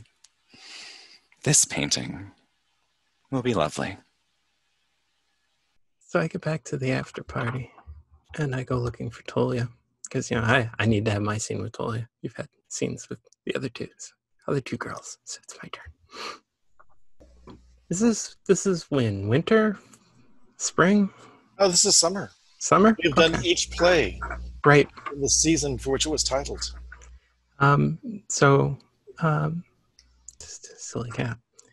So I find you on a terrace or something, looking out over the street. No, I'm talking to someone I don't like. Pleasantly. Tolya. Oh, dear sweet Varya, we should talk. I find the air a little close in here. Would you mind walking with me outside? Of course. Dimitri, you will excuse us, I am certain. Dimitri? That's Dima? There's more than one Dimitri. We are in Moscow. This is true. You look upset. Well, obviously it's an emotional night, isn't it? Is it terrible to admit that I am relishing not being here anymore? No, I understand that perfectly.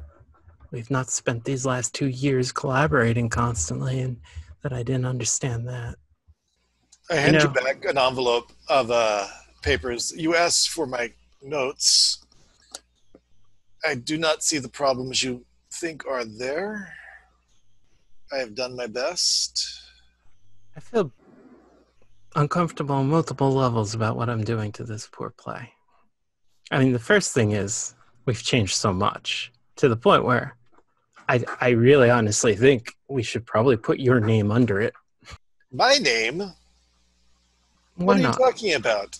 You helped when I asked you to help figure out a way to solve all those dialogue problems, you did it for me in 2 days.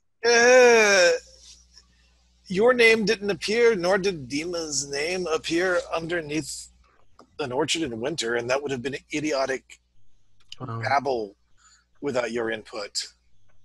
Be that as it may. Or if we had cast it differently. I feel bad that, the heart of that play is the fourth act, when the father and the son and the daughter talk to each other, and I've changed so much that it's now just about the woman and her friend. I mean, I think those of us who know what to look for will see what they need to see in that play. That entire fourth act is basically gone. We changed it into a long dialogue between those two. But the thing is, Tolya, that whenever I read that part, I always thought of you. I mean, I don't think of you as my father. You're obviously not. Thank God, I am far too young and handsome. Yes, I agree, but that feeling of closeness and understanding each other's regrets and the choices you make for your art, I would not be where I am if you had not been so kind to me. I would not be where I am had an amazing actress with a sense of dialogue and prose not been kind and interested in my work. Nor Alina, who certainly Victor had no role.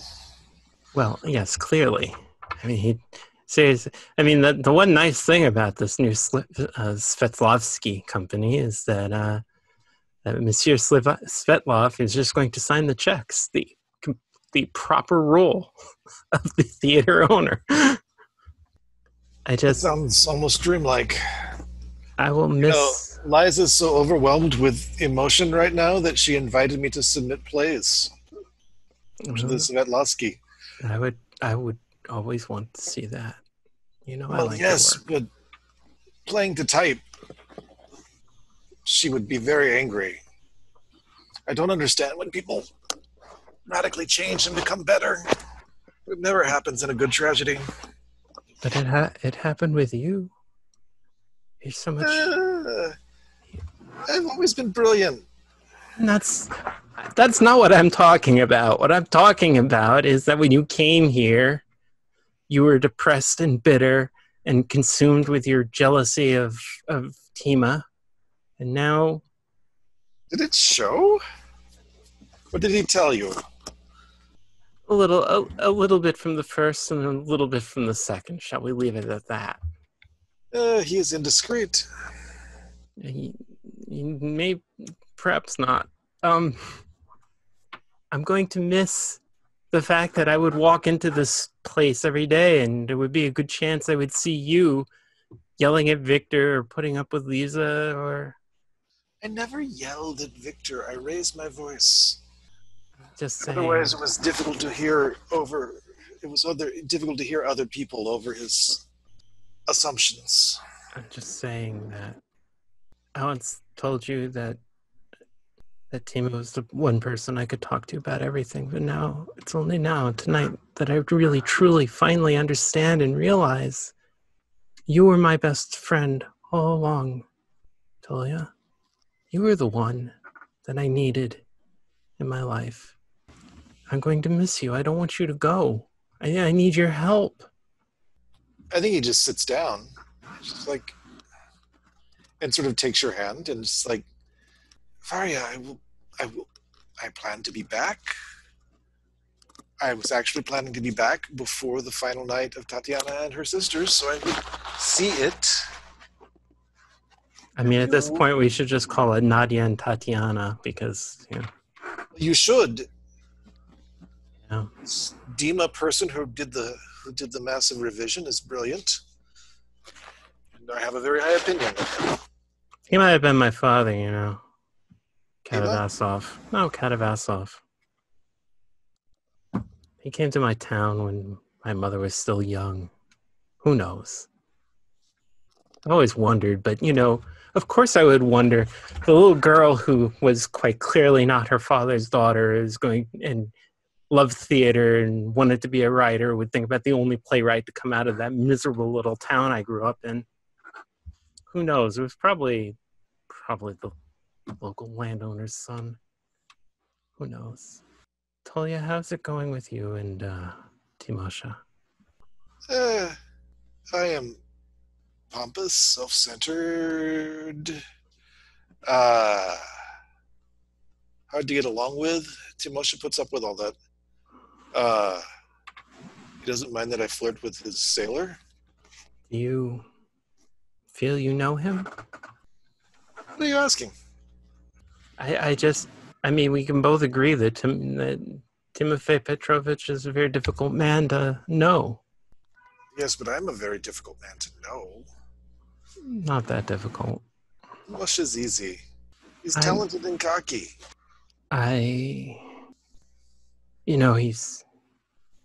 He can be cruel and cold and unkind and deceitful.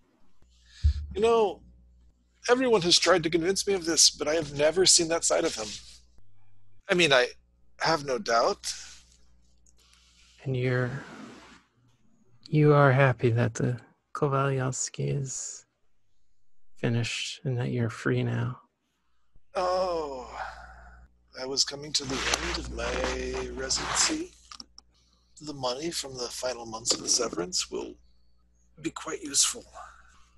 I was not here long enough to have the deep sense of coming into my own here that others might have had. You know how much I respect Alina, and I do not think I will meet anyone with that level of talent in the roles that she takes on here. And, of course, if it had not been for this place, we would never have worked together. I mean, anything is possible. Moscow is a very small city, artistically speaking.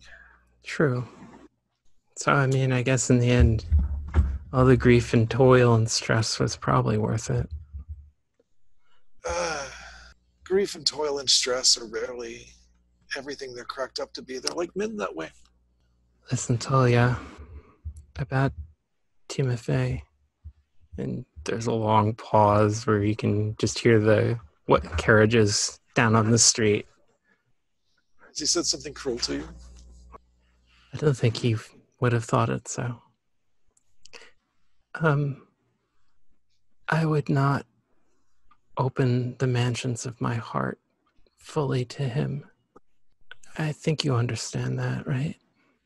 I don't know there's many doors left on the little hovel that passes for my heart these days. It's bigger than you know and quite liable to break. That's all I'm saying. I don't think that Tima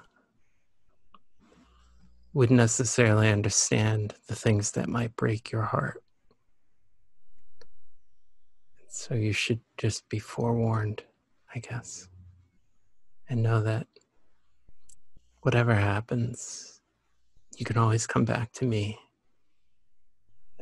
And I will care for you. Will you tell me what he said? It's not important. It doesn't bear repeating. I could scold him for saying it, No, but he is prone to not listening, no, like artists. no. You're happy with him. And you deserve that. And you deserve a time to go and be happy and not worry about any of our problems. And I think you're going to Paris. I think it'll be good for him. He is not to me what Alina is to you. You know that, right? Of course. Old bear, you have a big, soft heart. And it's easy. I am not old, nor am I a bear. Oh. There's a certain earth signness to you. That's why I started shaving much more aggressively, so it would not come through. I think you two should go and be happy, and it would be good for him too. Maybe you should go someplace warm, and you can go and be inspired. And have you ever seen me wander off and be happy anywhere? Yes, but only if we count the fields of literature as a destination. Right, when I'm complaining about other writers. You know where I am happy? Trains. Noticed that about you. You should write a play about it. It's too small for the stage. I would have to. No.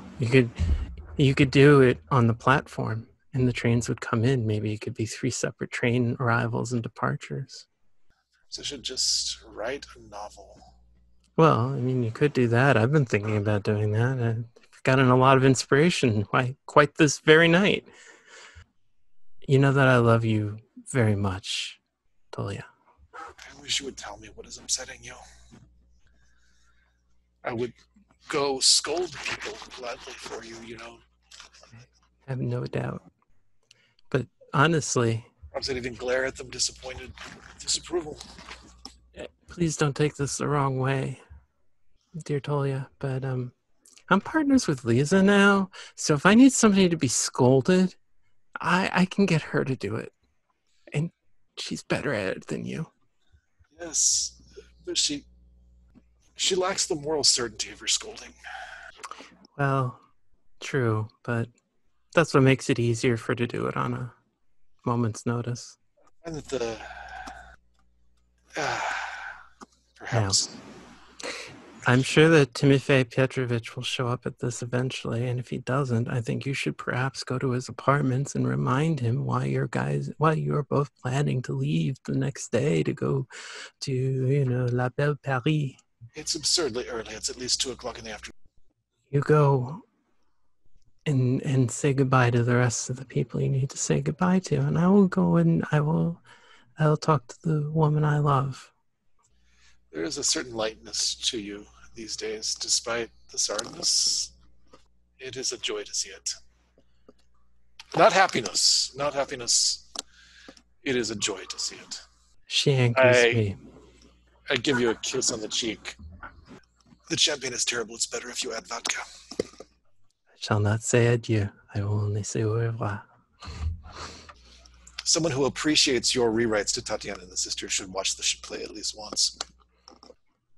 So I definitely want to see Alina at some point, but I think maybe we can clear some other people on the stage before then. Or Yeah, I I think mean, so. Tima hasn't said goodbye to or hello to Tolya yet. I just wanted to see Alina and Liza. Absolutely. That'd be great. Yeah. Gosh. Alina, just to reinforce how I'm feeling right now, has had a bit more to drink. Okay, perfect. Yeah. And I think what is Liza doing when she comes upon her? When Alina comes upon her? When Alina comes up upon, or when Eliza comes up upon Lena, or Alina comes upon Eliza? When Alina comes upon Liza. Okay, I think she's fundraising for the new theater. She's already schmoozing, trying to get funds for her new venture. Yes. Well, the spirit of the Kovalyova Theater is going to live on. Soon enough, the Svetlova will take its place in the Moscow theater scene. And it will be even better than before. Oh, hello, Alina. Hello, Liza. I see you. Even amidst festivities, you're still working. I hope you've found some time for a bit of frivolity. I couldn't be having a better time as we speak. If there's one thing I like, it's making myself more important. Alina, actually, she doesn't laugh. Actually, no, she's not there yet. But she quirks a smile, which is weird to see, I guess.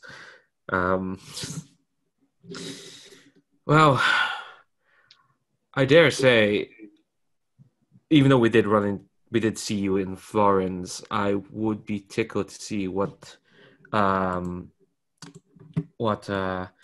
Kirillovna's idea of a vacation would be.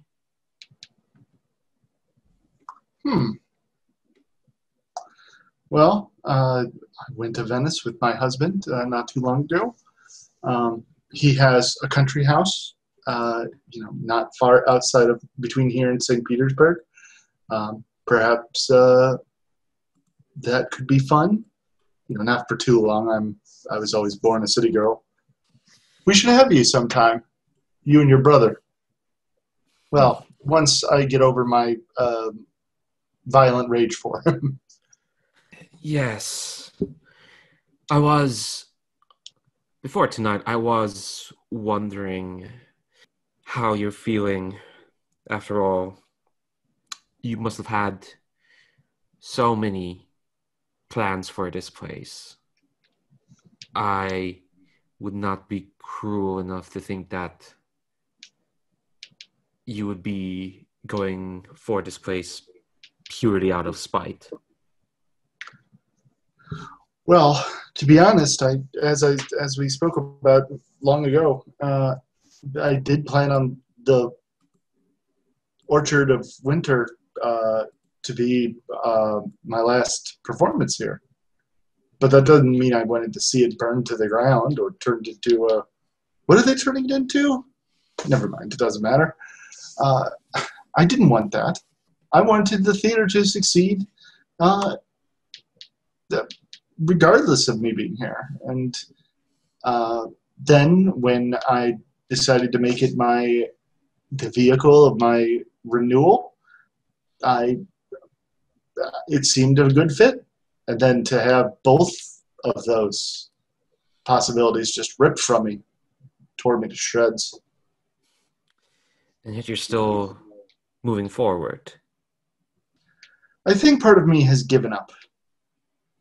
At least on the lofty dreams I may have once had.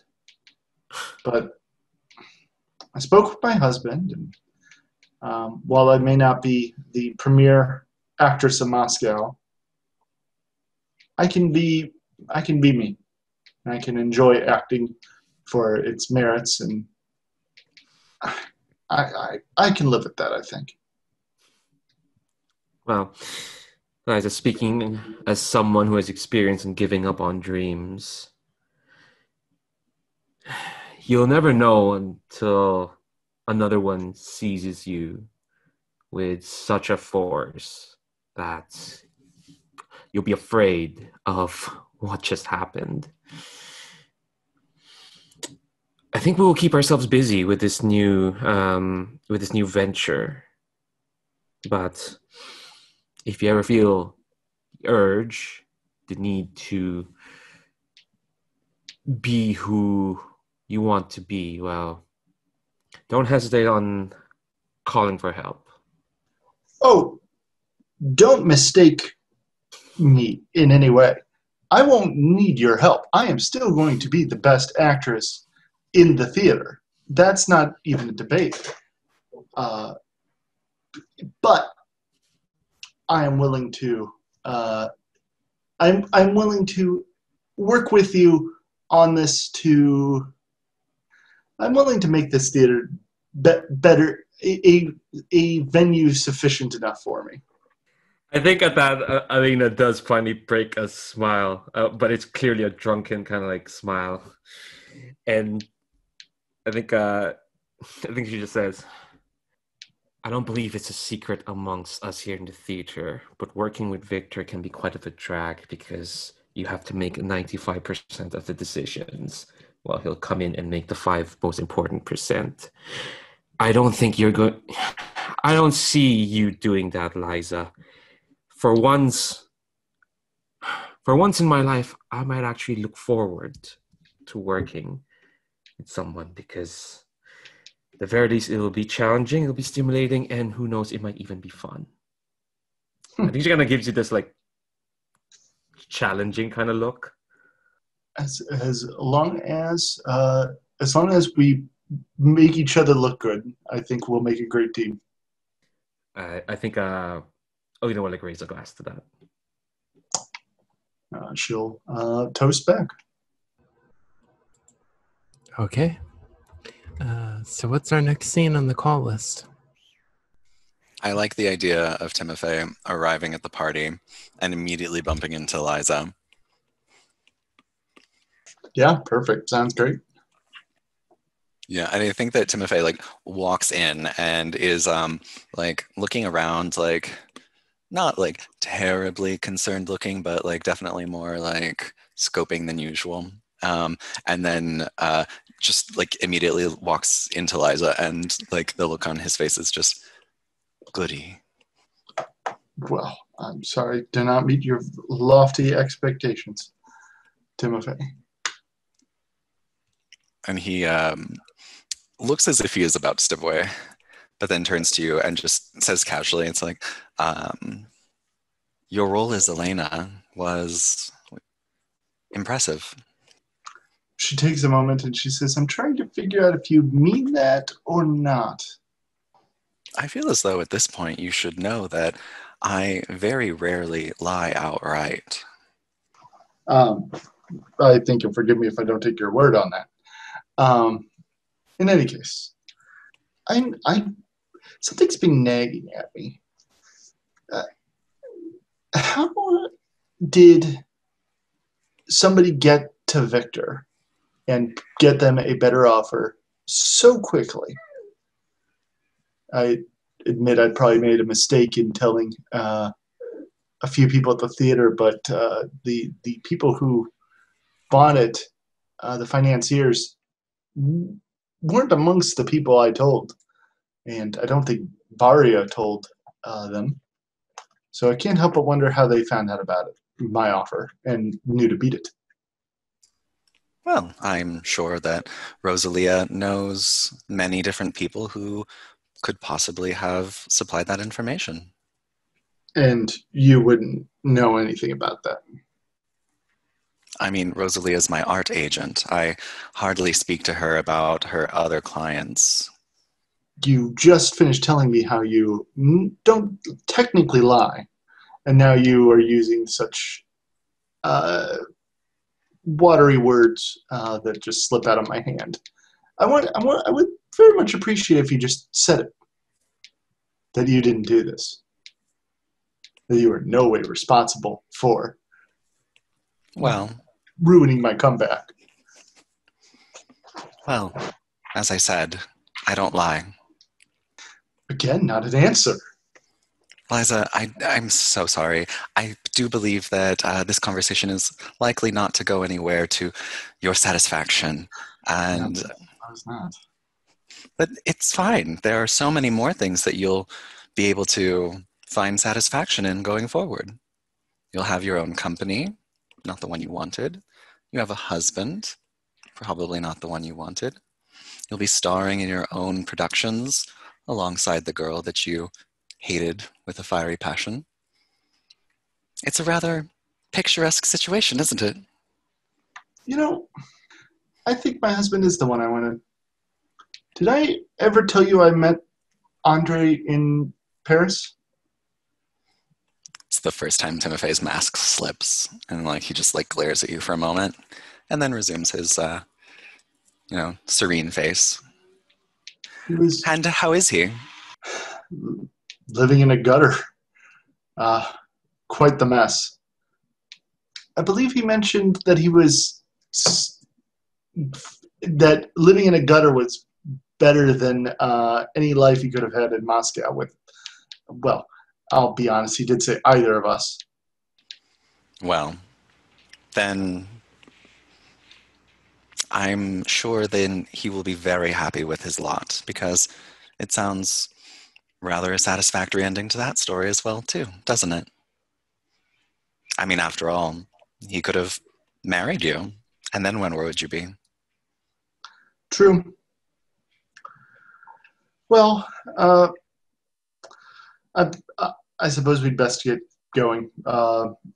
You're right. I don't think we're going to have a satisfactory end to this conversation.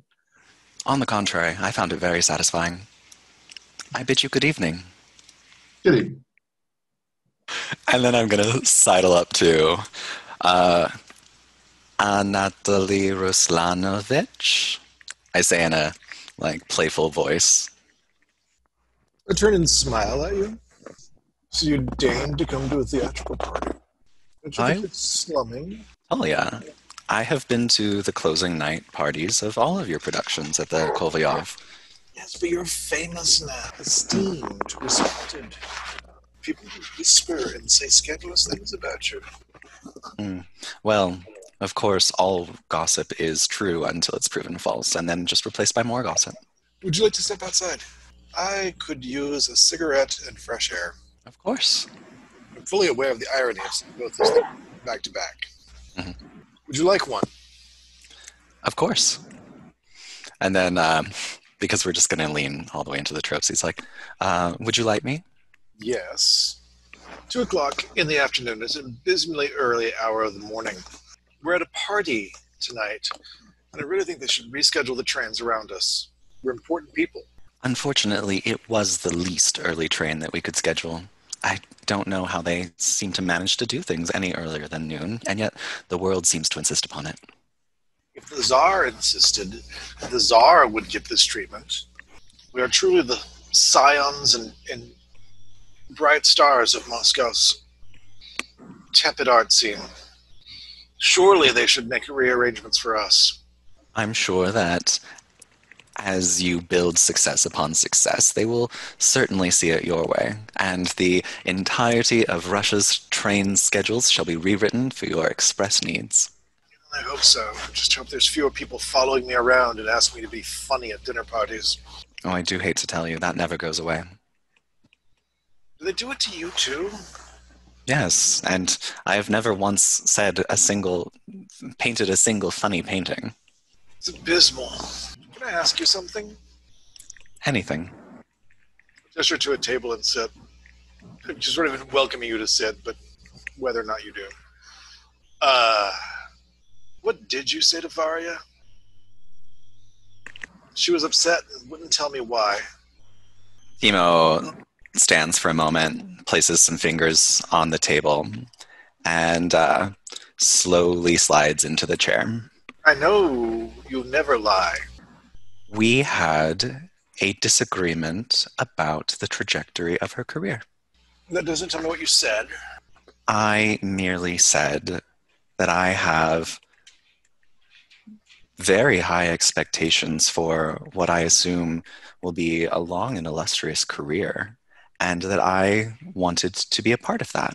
Is that a quote or a paraphrase? Who knows nowadays? I, of course, don't memorize my lines to recite upon a stage. I leave that to the real actors. I will be honest, my dear Tolya.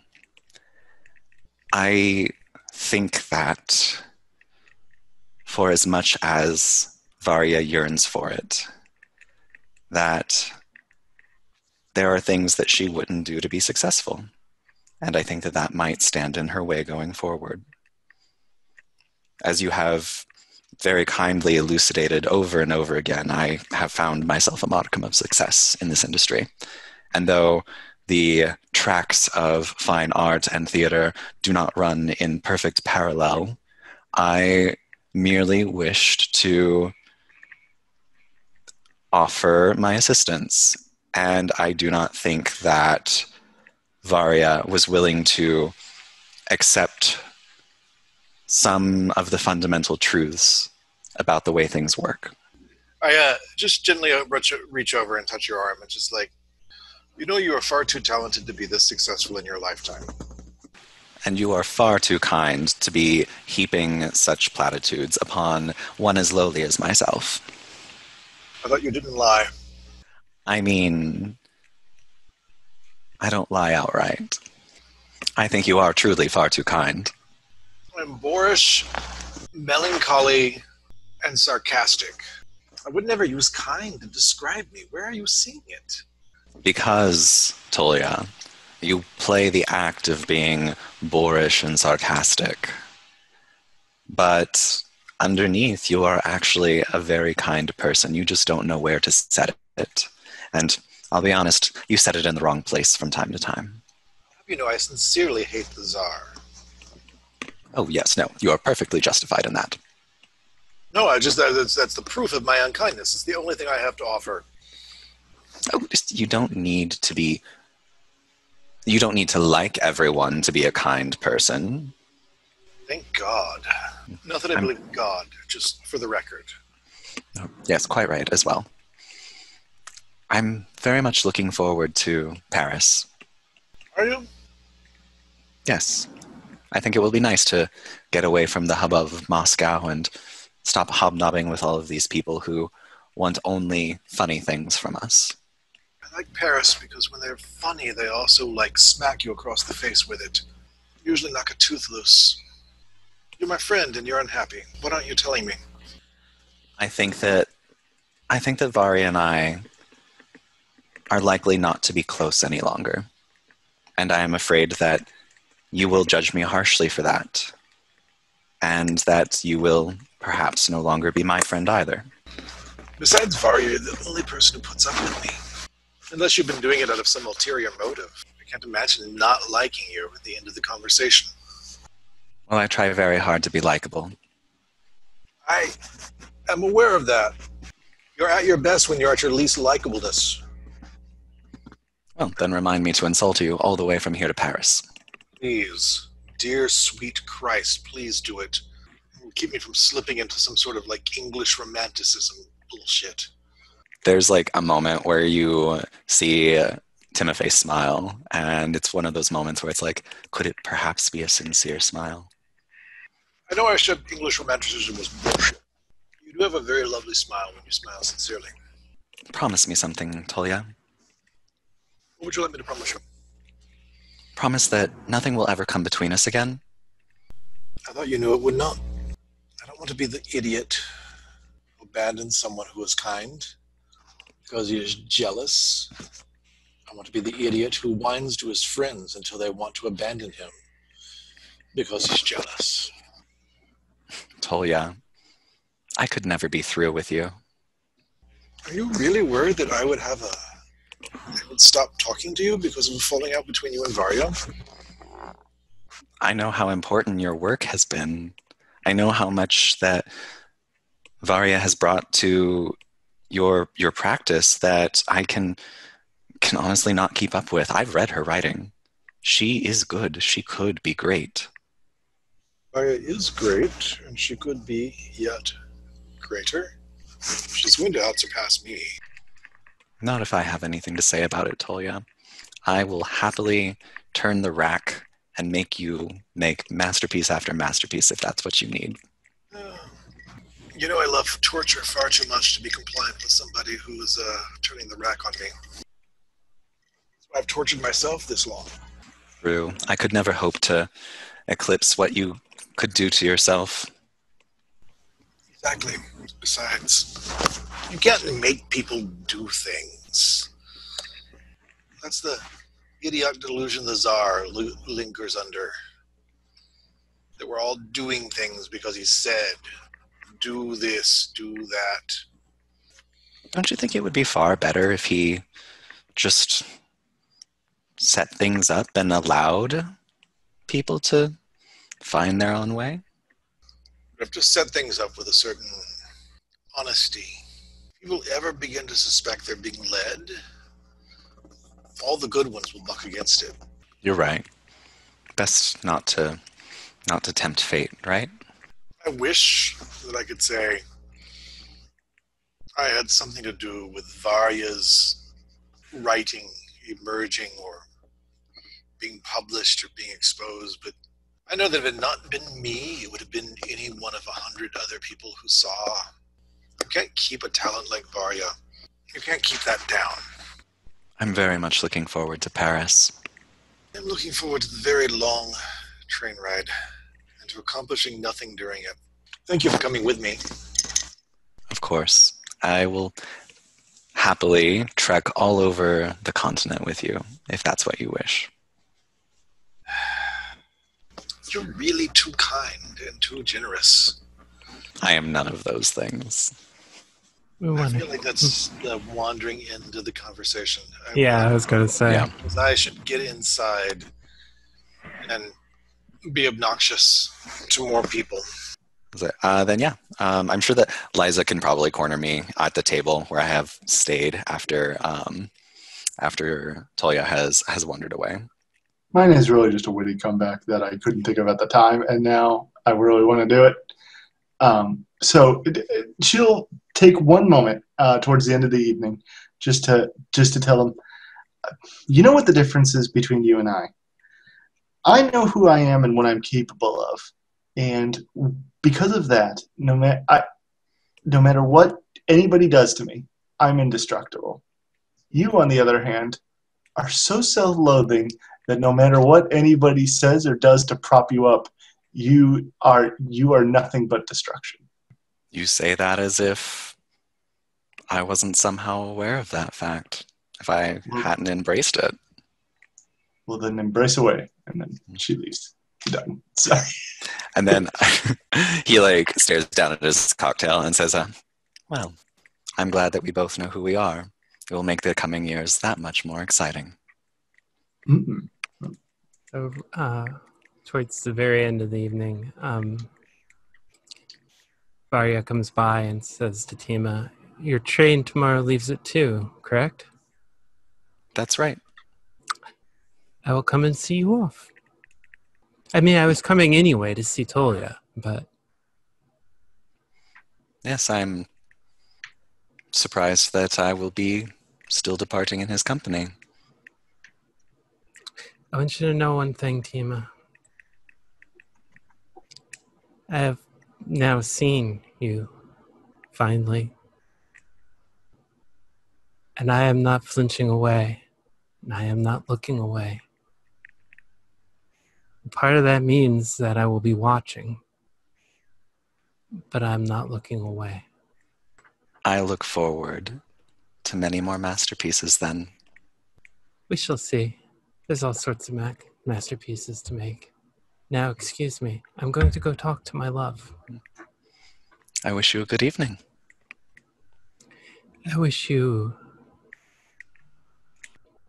a bon voyage. So Varya finds Liza, finds Alina and like kind of grabs her, and we're at the tail end of the party. There's some music playing, and I just grab you and throw you into a dance. Yeah, I think you'll find Alina has had 2.5 glasses of champagne. Oh my god! I know it's horrifying.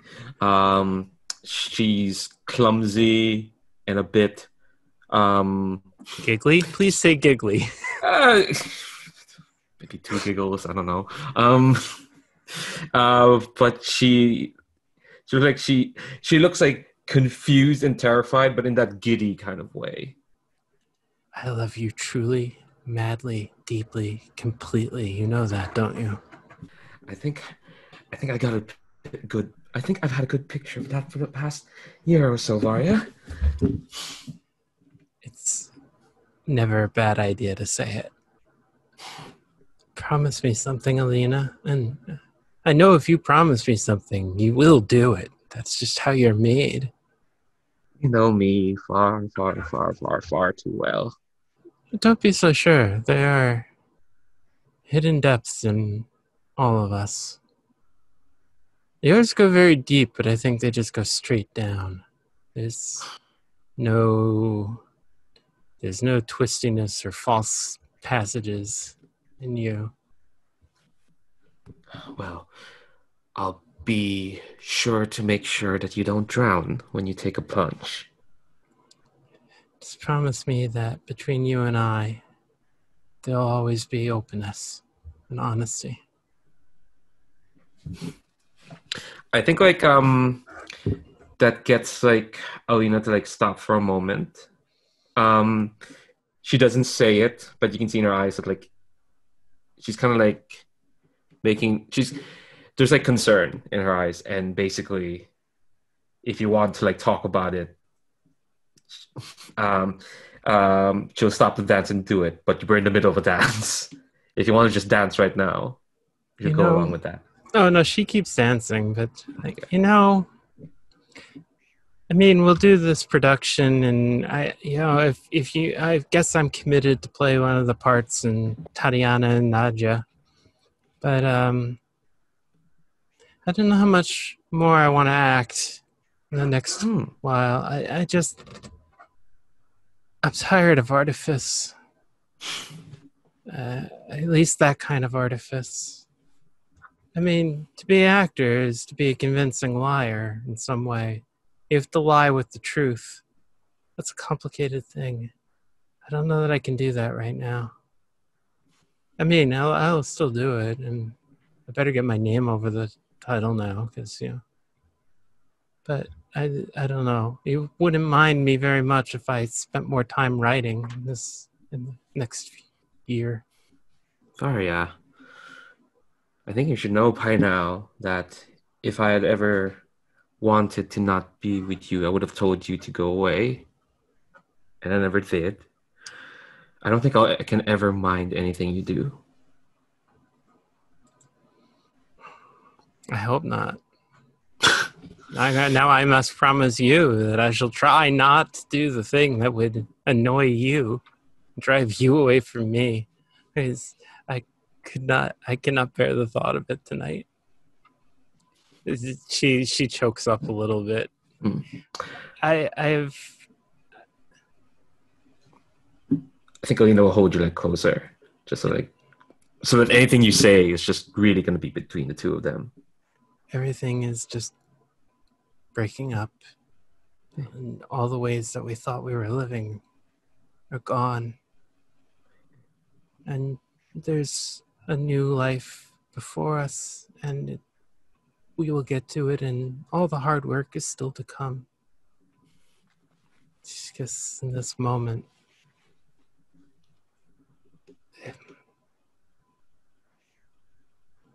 if only. That's all I think. If only. There's a time and place to think of if onlys. If not for you, that's all I would do. So let me be the one to keep you where you are. There'll be a time for wondering about what could have been. But there's what we have, which is each other. I don't think I've ever said the words, so I'll say them right now. Varya Pavlovna, I've been afraid to say it, and I don't know why, because it seems so easy. I love you. I love you dearly. If nothing else, that is something that could never be a if only. Let's go home. By the way, is it true that Victor gave you quite a lot of money? Well, he made the offer. Because I was thinking we could take much nicer apartments. Yes, we probably. I think she's looking around for Victor is, who has already. He has already fecked off to that club. Do we even need an epilogue? I don't know. Personally, I'm okay without an epilogue. I kind of like the open-endedness of her story at this moment. Yeah, reminds me of the one Chekhov thing I read, which is that short story. Just kind of. Yeah, it does. Ended. Unless people want to do it, like I'm not gonna. Like I'm fine. I think the only detail that happened that I know for sure happens is at some point in the future, Tolya gets a novel written by Dmitry Mogliev, and the note on the inside just says, "I'm sorry, forgive me." I think Eliza's going to go to her grave wondering who Dmitry is. To add to the reception of the Dmitry Mogliev novel, I think that it probably happened like years later, and probably that like I just imagine that Tolya and Timosha have like perpetuated this weird codependent relationship that like Timo never goes all the way to destroy Tolya in the ways that he has done to other people. And he probably justifies it that he's like toying with him, and definitely not anything else. Of course not, because I am an angel of justice and vengeance, and that is all. And I am always pursuing higher art, and this is the most beautiful and expansive art piece I have ever endeavored upon. But then I also love the idea that Varya and Timofey have just had this strange like social public sparring match for years. Like they interact in public society and are like seem like cordial to each other, but then have this strange like battle of wills going on. I mean, how long does the hate sex last? It definitely happens like clockwork every couple of years. Now, of course, the sad thing is there's not that many every couple of years left because we're coming up on the revolution. But I think at least some of us are emigres. So got a good every couple of years, at least 9 of them left. Yeah, actually, I think I put the last chapter I said was 1896. So we would have a good 21 years left. So plenty of time. I think the only thing I will add, that is Tolya gets to Paris and sees Uber Roy in 1896, and never goes back. It has to avoid going back to Russia all too often because there's frequent burnings of his work after that point. Oh, that's beautiful and terrible. I like that. You wanted me to be funny? Okay. Yeah. How do you translate Merdra to Russian? That's the question. Wow. This kind of wasn't as tragic. Man, it's kind of strange. You start losing your fastball in the middle age. I mean, we literally just set up like a long-standing rivalry between one obvious psychopath and I would be admitted to say one mini psychopath. Like, I think that's going to happen. Who? Varya obviously will get obsessed with this. Oh, yeah. Yeah. Yeah, well, Varya's very driven. I'm sure she comes back to the stage at some point. She can't walk away forever. I think Timosha goes to his grave. Or sorry, I think Tolya goes to a grave, having no idea what an awful person Timosha is. Oh, God. See, you all keep enabling me. Wait, hey, now, that's no way to talk about Comrade Commissar Timosha Timofey Yashvin. At last, they get to do vengeance all the time. I'm happy. I mean, you gotta admit, I'm like 3 for 3 with semi-happy endings on these things. I enjoyed the ending. This was a very Chekhovian. This was a very Chekhovian ending, though. Yeah, ambiguous. People were just having emotions rather than actually resolutions. So you're saying we stuck the landing, basically? Yeah. So. All right. Very good. I love it when a finale comes together. Thank you guys for staying late. It's vastly appreciated, especially you, Leandro. Technically, Leandro is staying early. We will definitely do this soon. I hope we can get the whole gang back together for Chivago, but we'll see. Thank you all so much. Take care. Thank you. Anytime. See you, folks. See ya.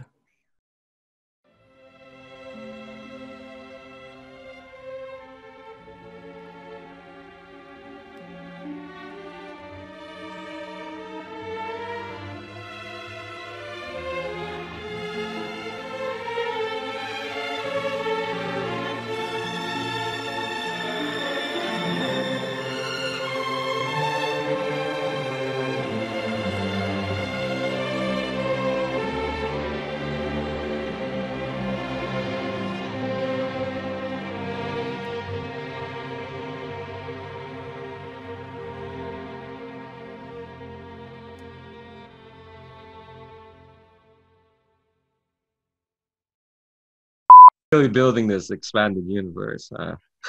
Just lean in, my friend. Just lean in. I'm so annoyed I didn't have the idea at the start of this. A whole couple of generations of miserable Morozovs. I mean, what can I tell you? It's like I said on the Discord, all my characters are going to end up being related. So I left a question mark there because even I think that might be too much. So I merely left a nice trail of breadcrumbs to make all of that possible. Shooketh. Liza with a Z and a V for vengeance. Which is, actually technically true given how you spell the name in Russian. So, except I don't know that vengeance is spelled with that character in Russian. No, that's gone on the blooper reel. Okay. I'm picturing some Crawley shit the way you just said that. It may be Bacon-esque, and definitely has some very obvious, like, oh, that's Tolya and that's Liza, oof, kind of things. Seriously, you're going Francis Bacon on this? Oh, man. I mean, with a little bit of cubism, too. So that, like, what's more grotesque, the cubism or the bacon? Timosha is just basically a walking Chris Isaak song, isn't he? I will admit that I don't know Chris Isaak music, so... I know. Okay, Zoomer. I'm also going to say, this company has a very bad habit of enabling me to continue to get away with my bullshit. True, but there's a difference between knowing what you're doing and just going along and letting it happen. Maybe. You'll find out. Varvara Pavlovna. Sorry. I'll fix it in post. I don't have a detail for Alina because she's going to show up in that Dr. Zhivago game. No, I'm kidding. That's not. Yes, do it. I double dog dare you.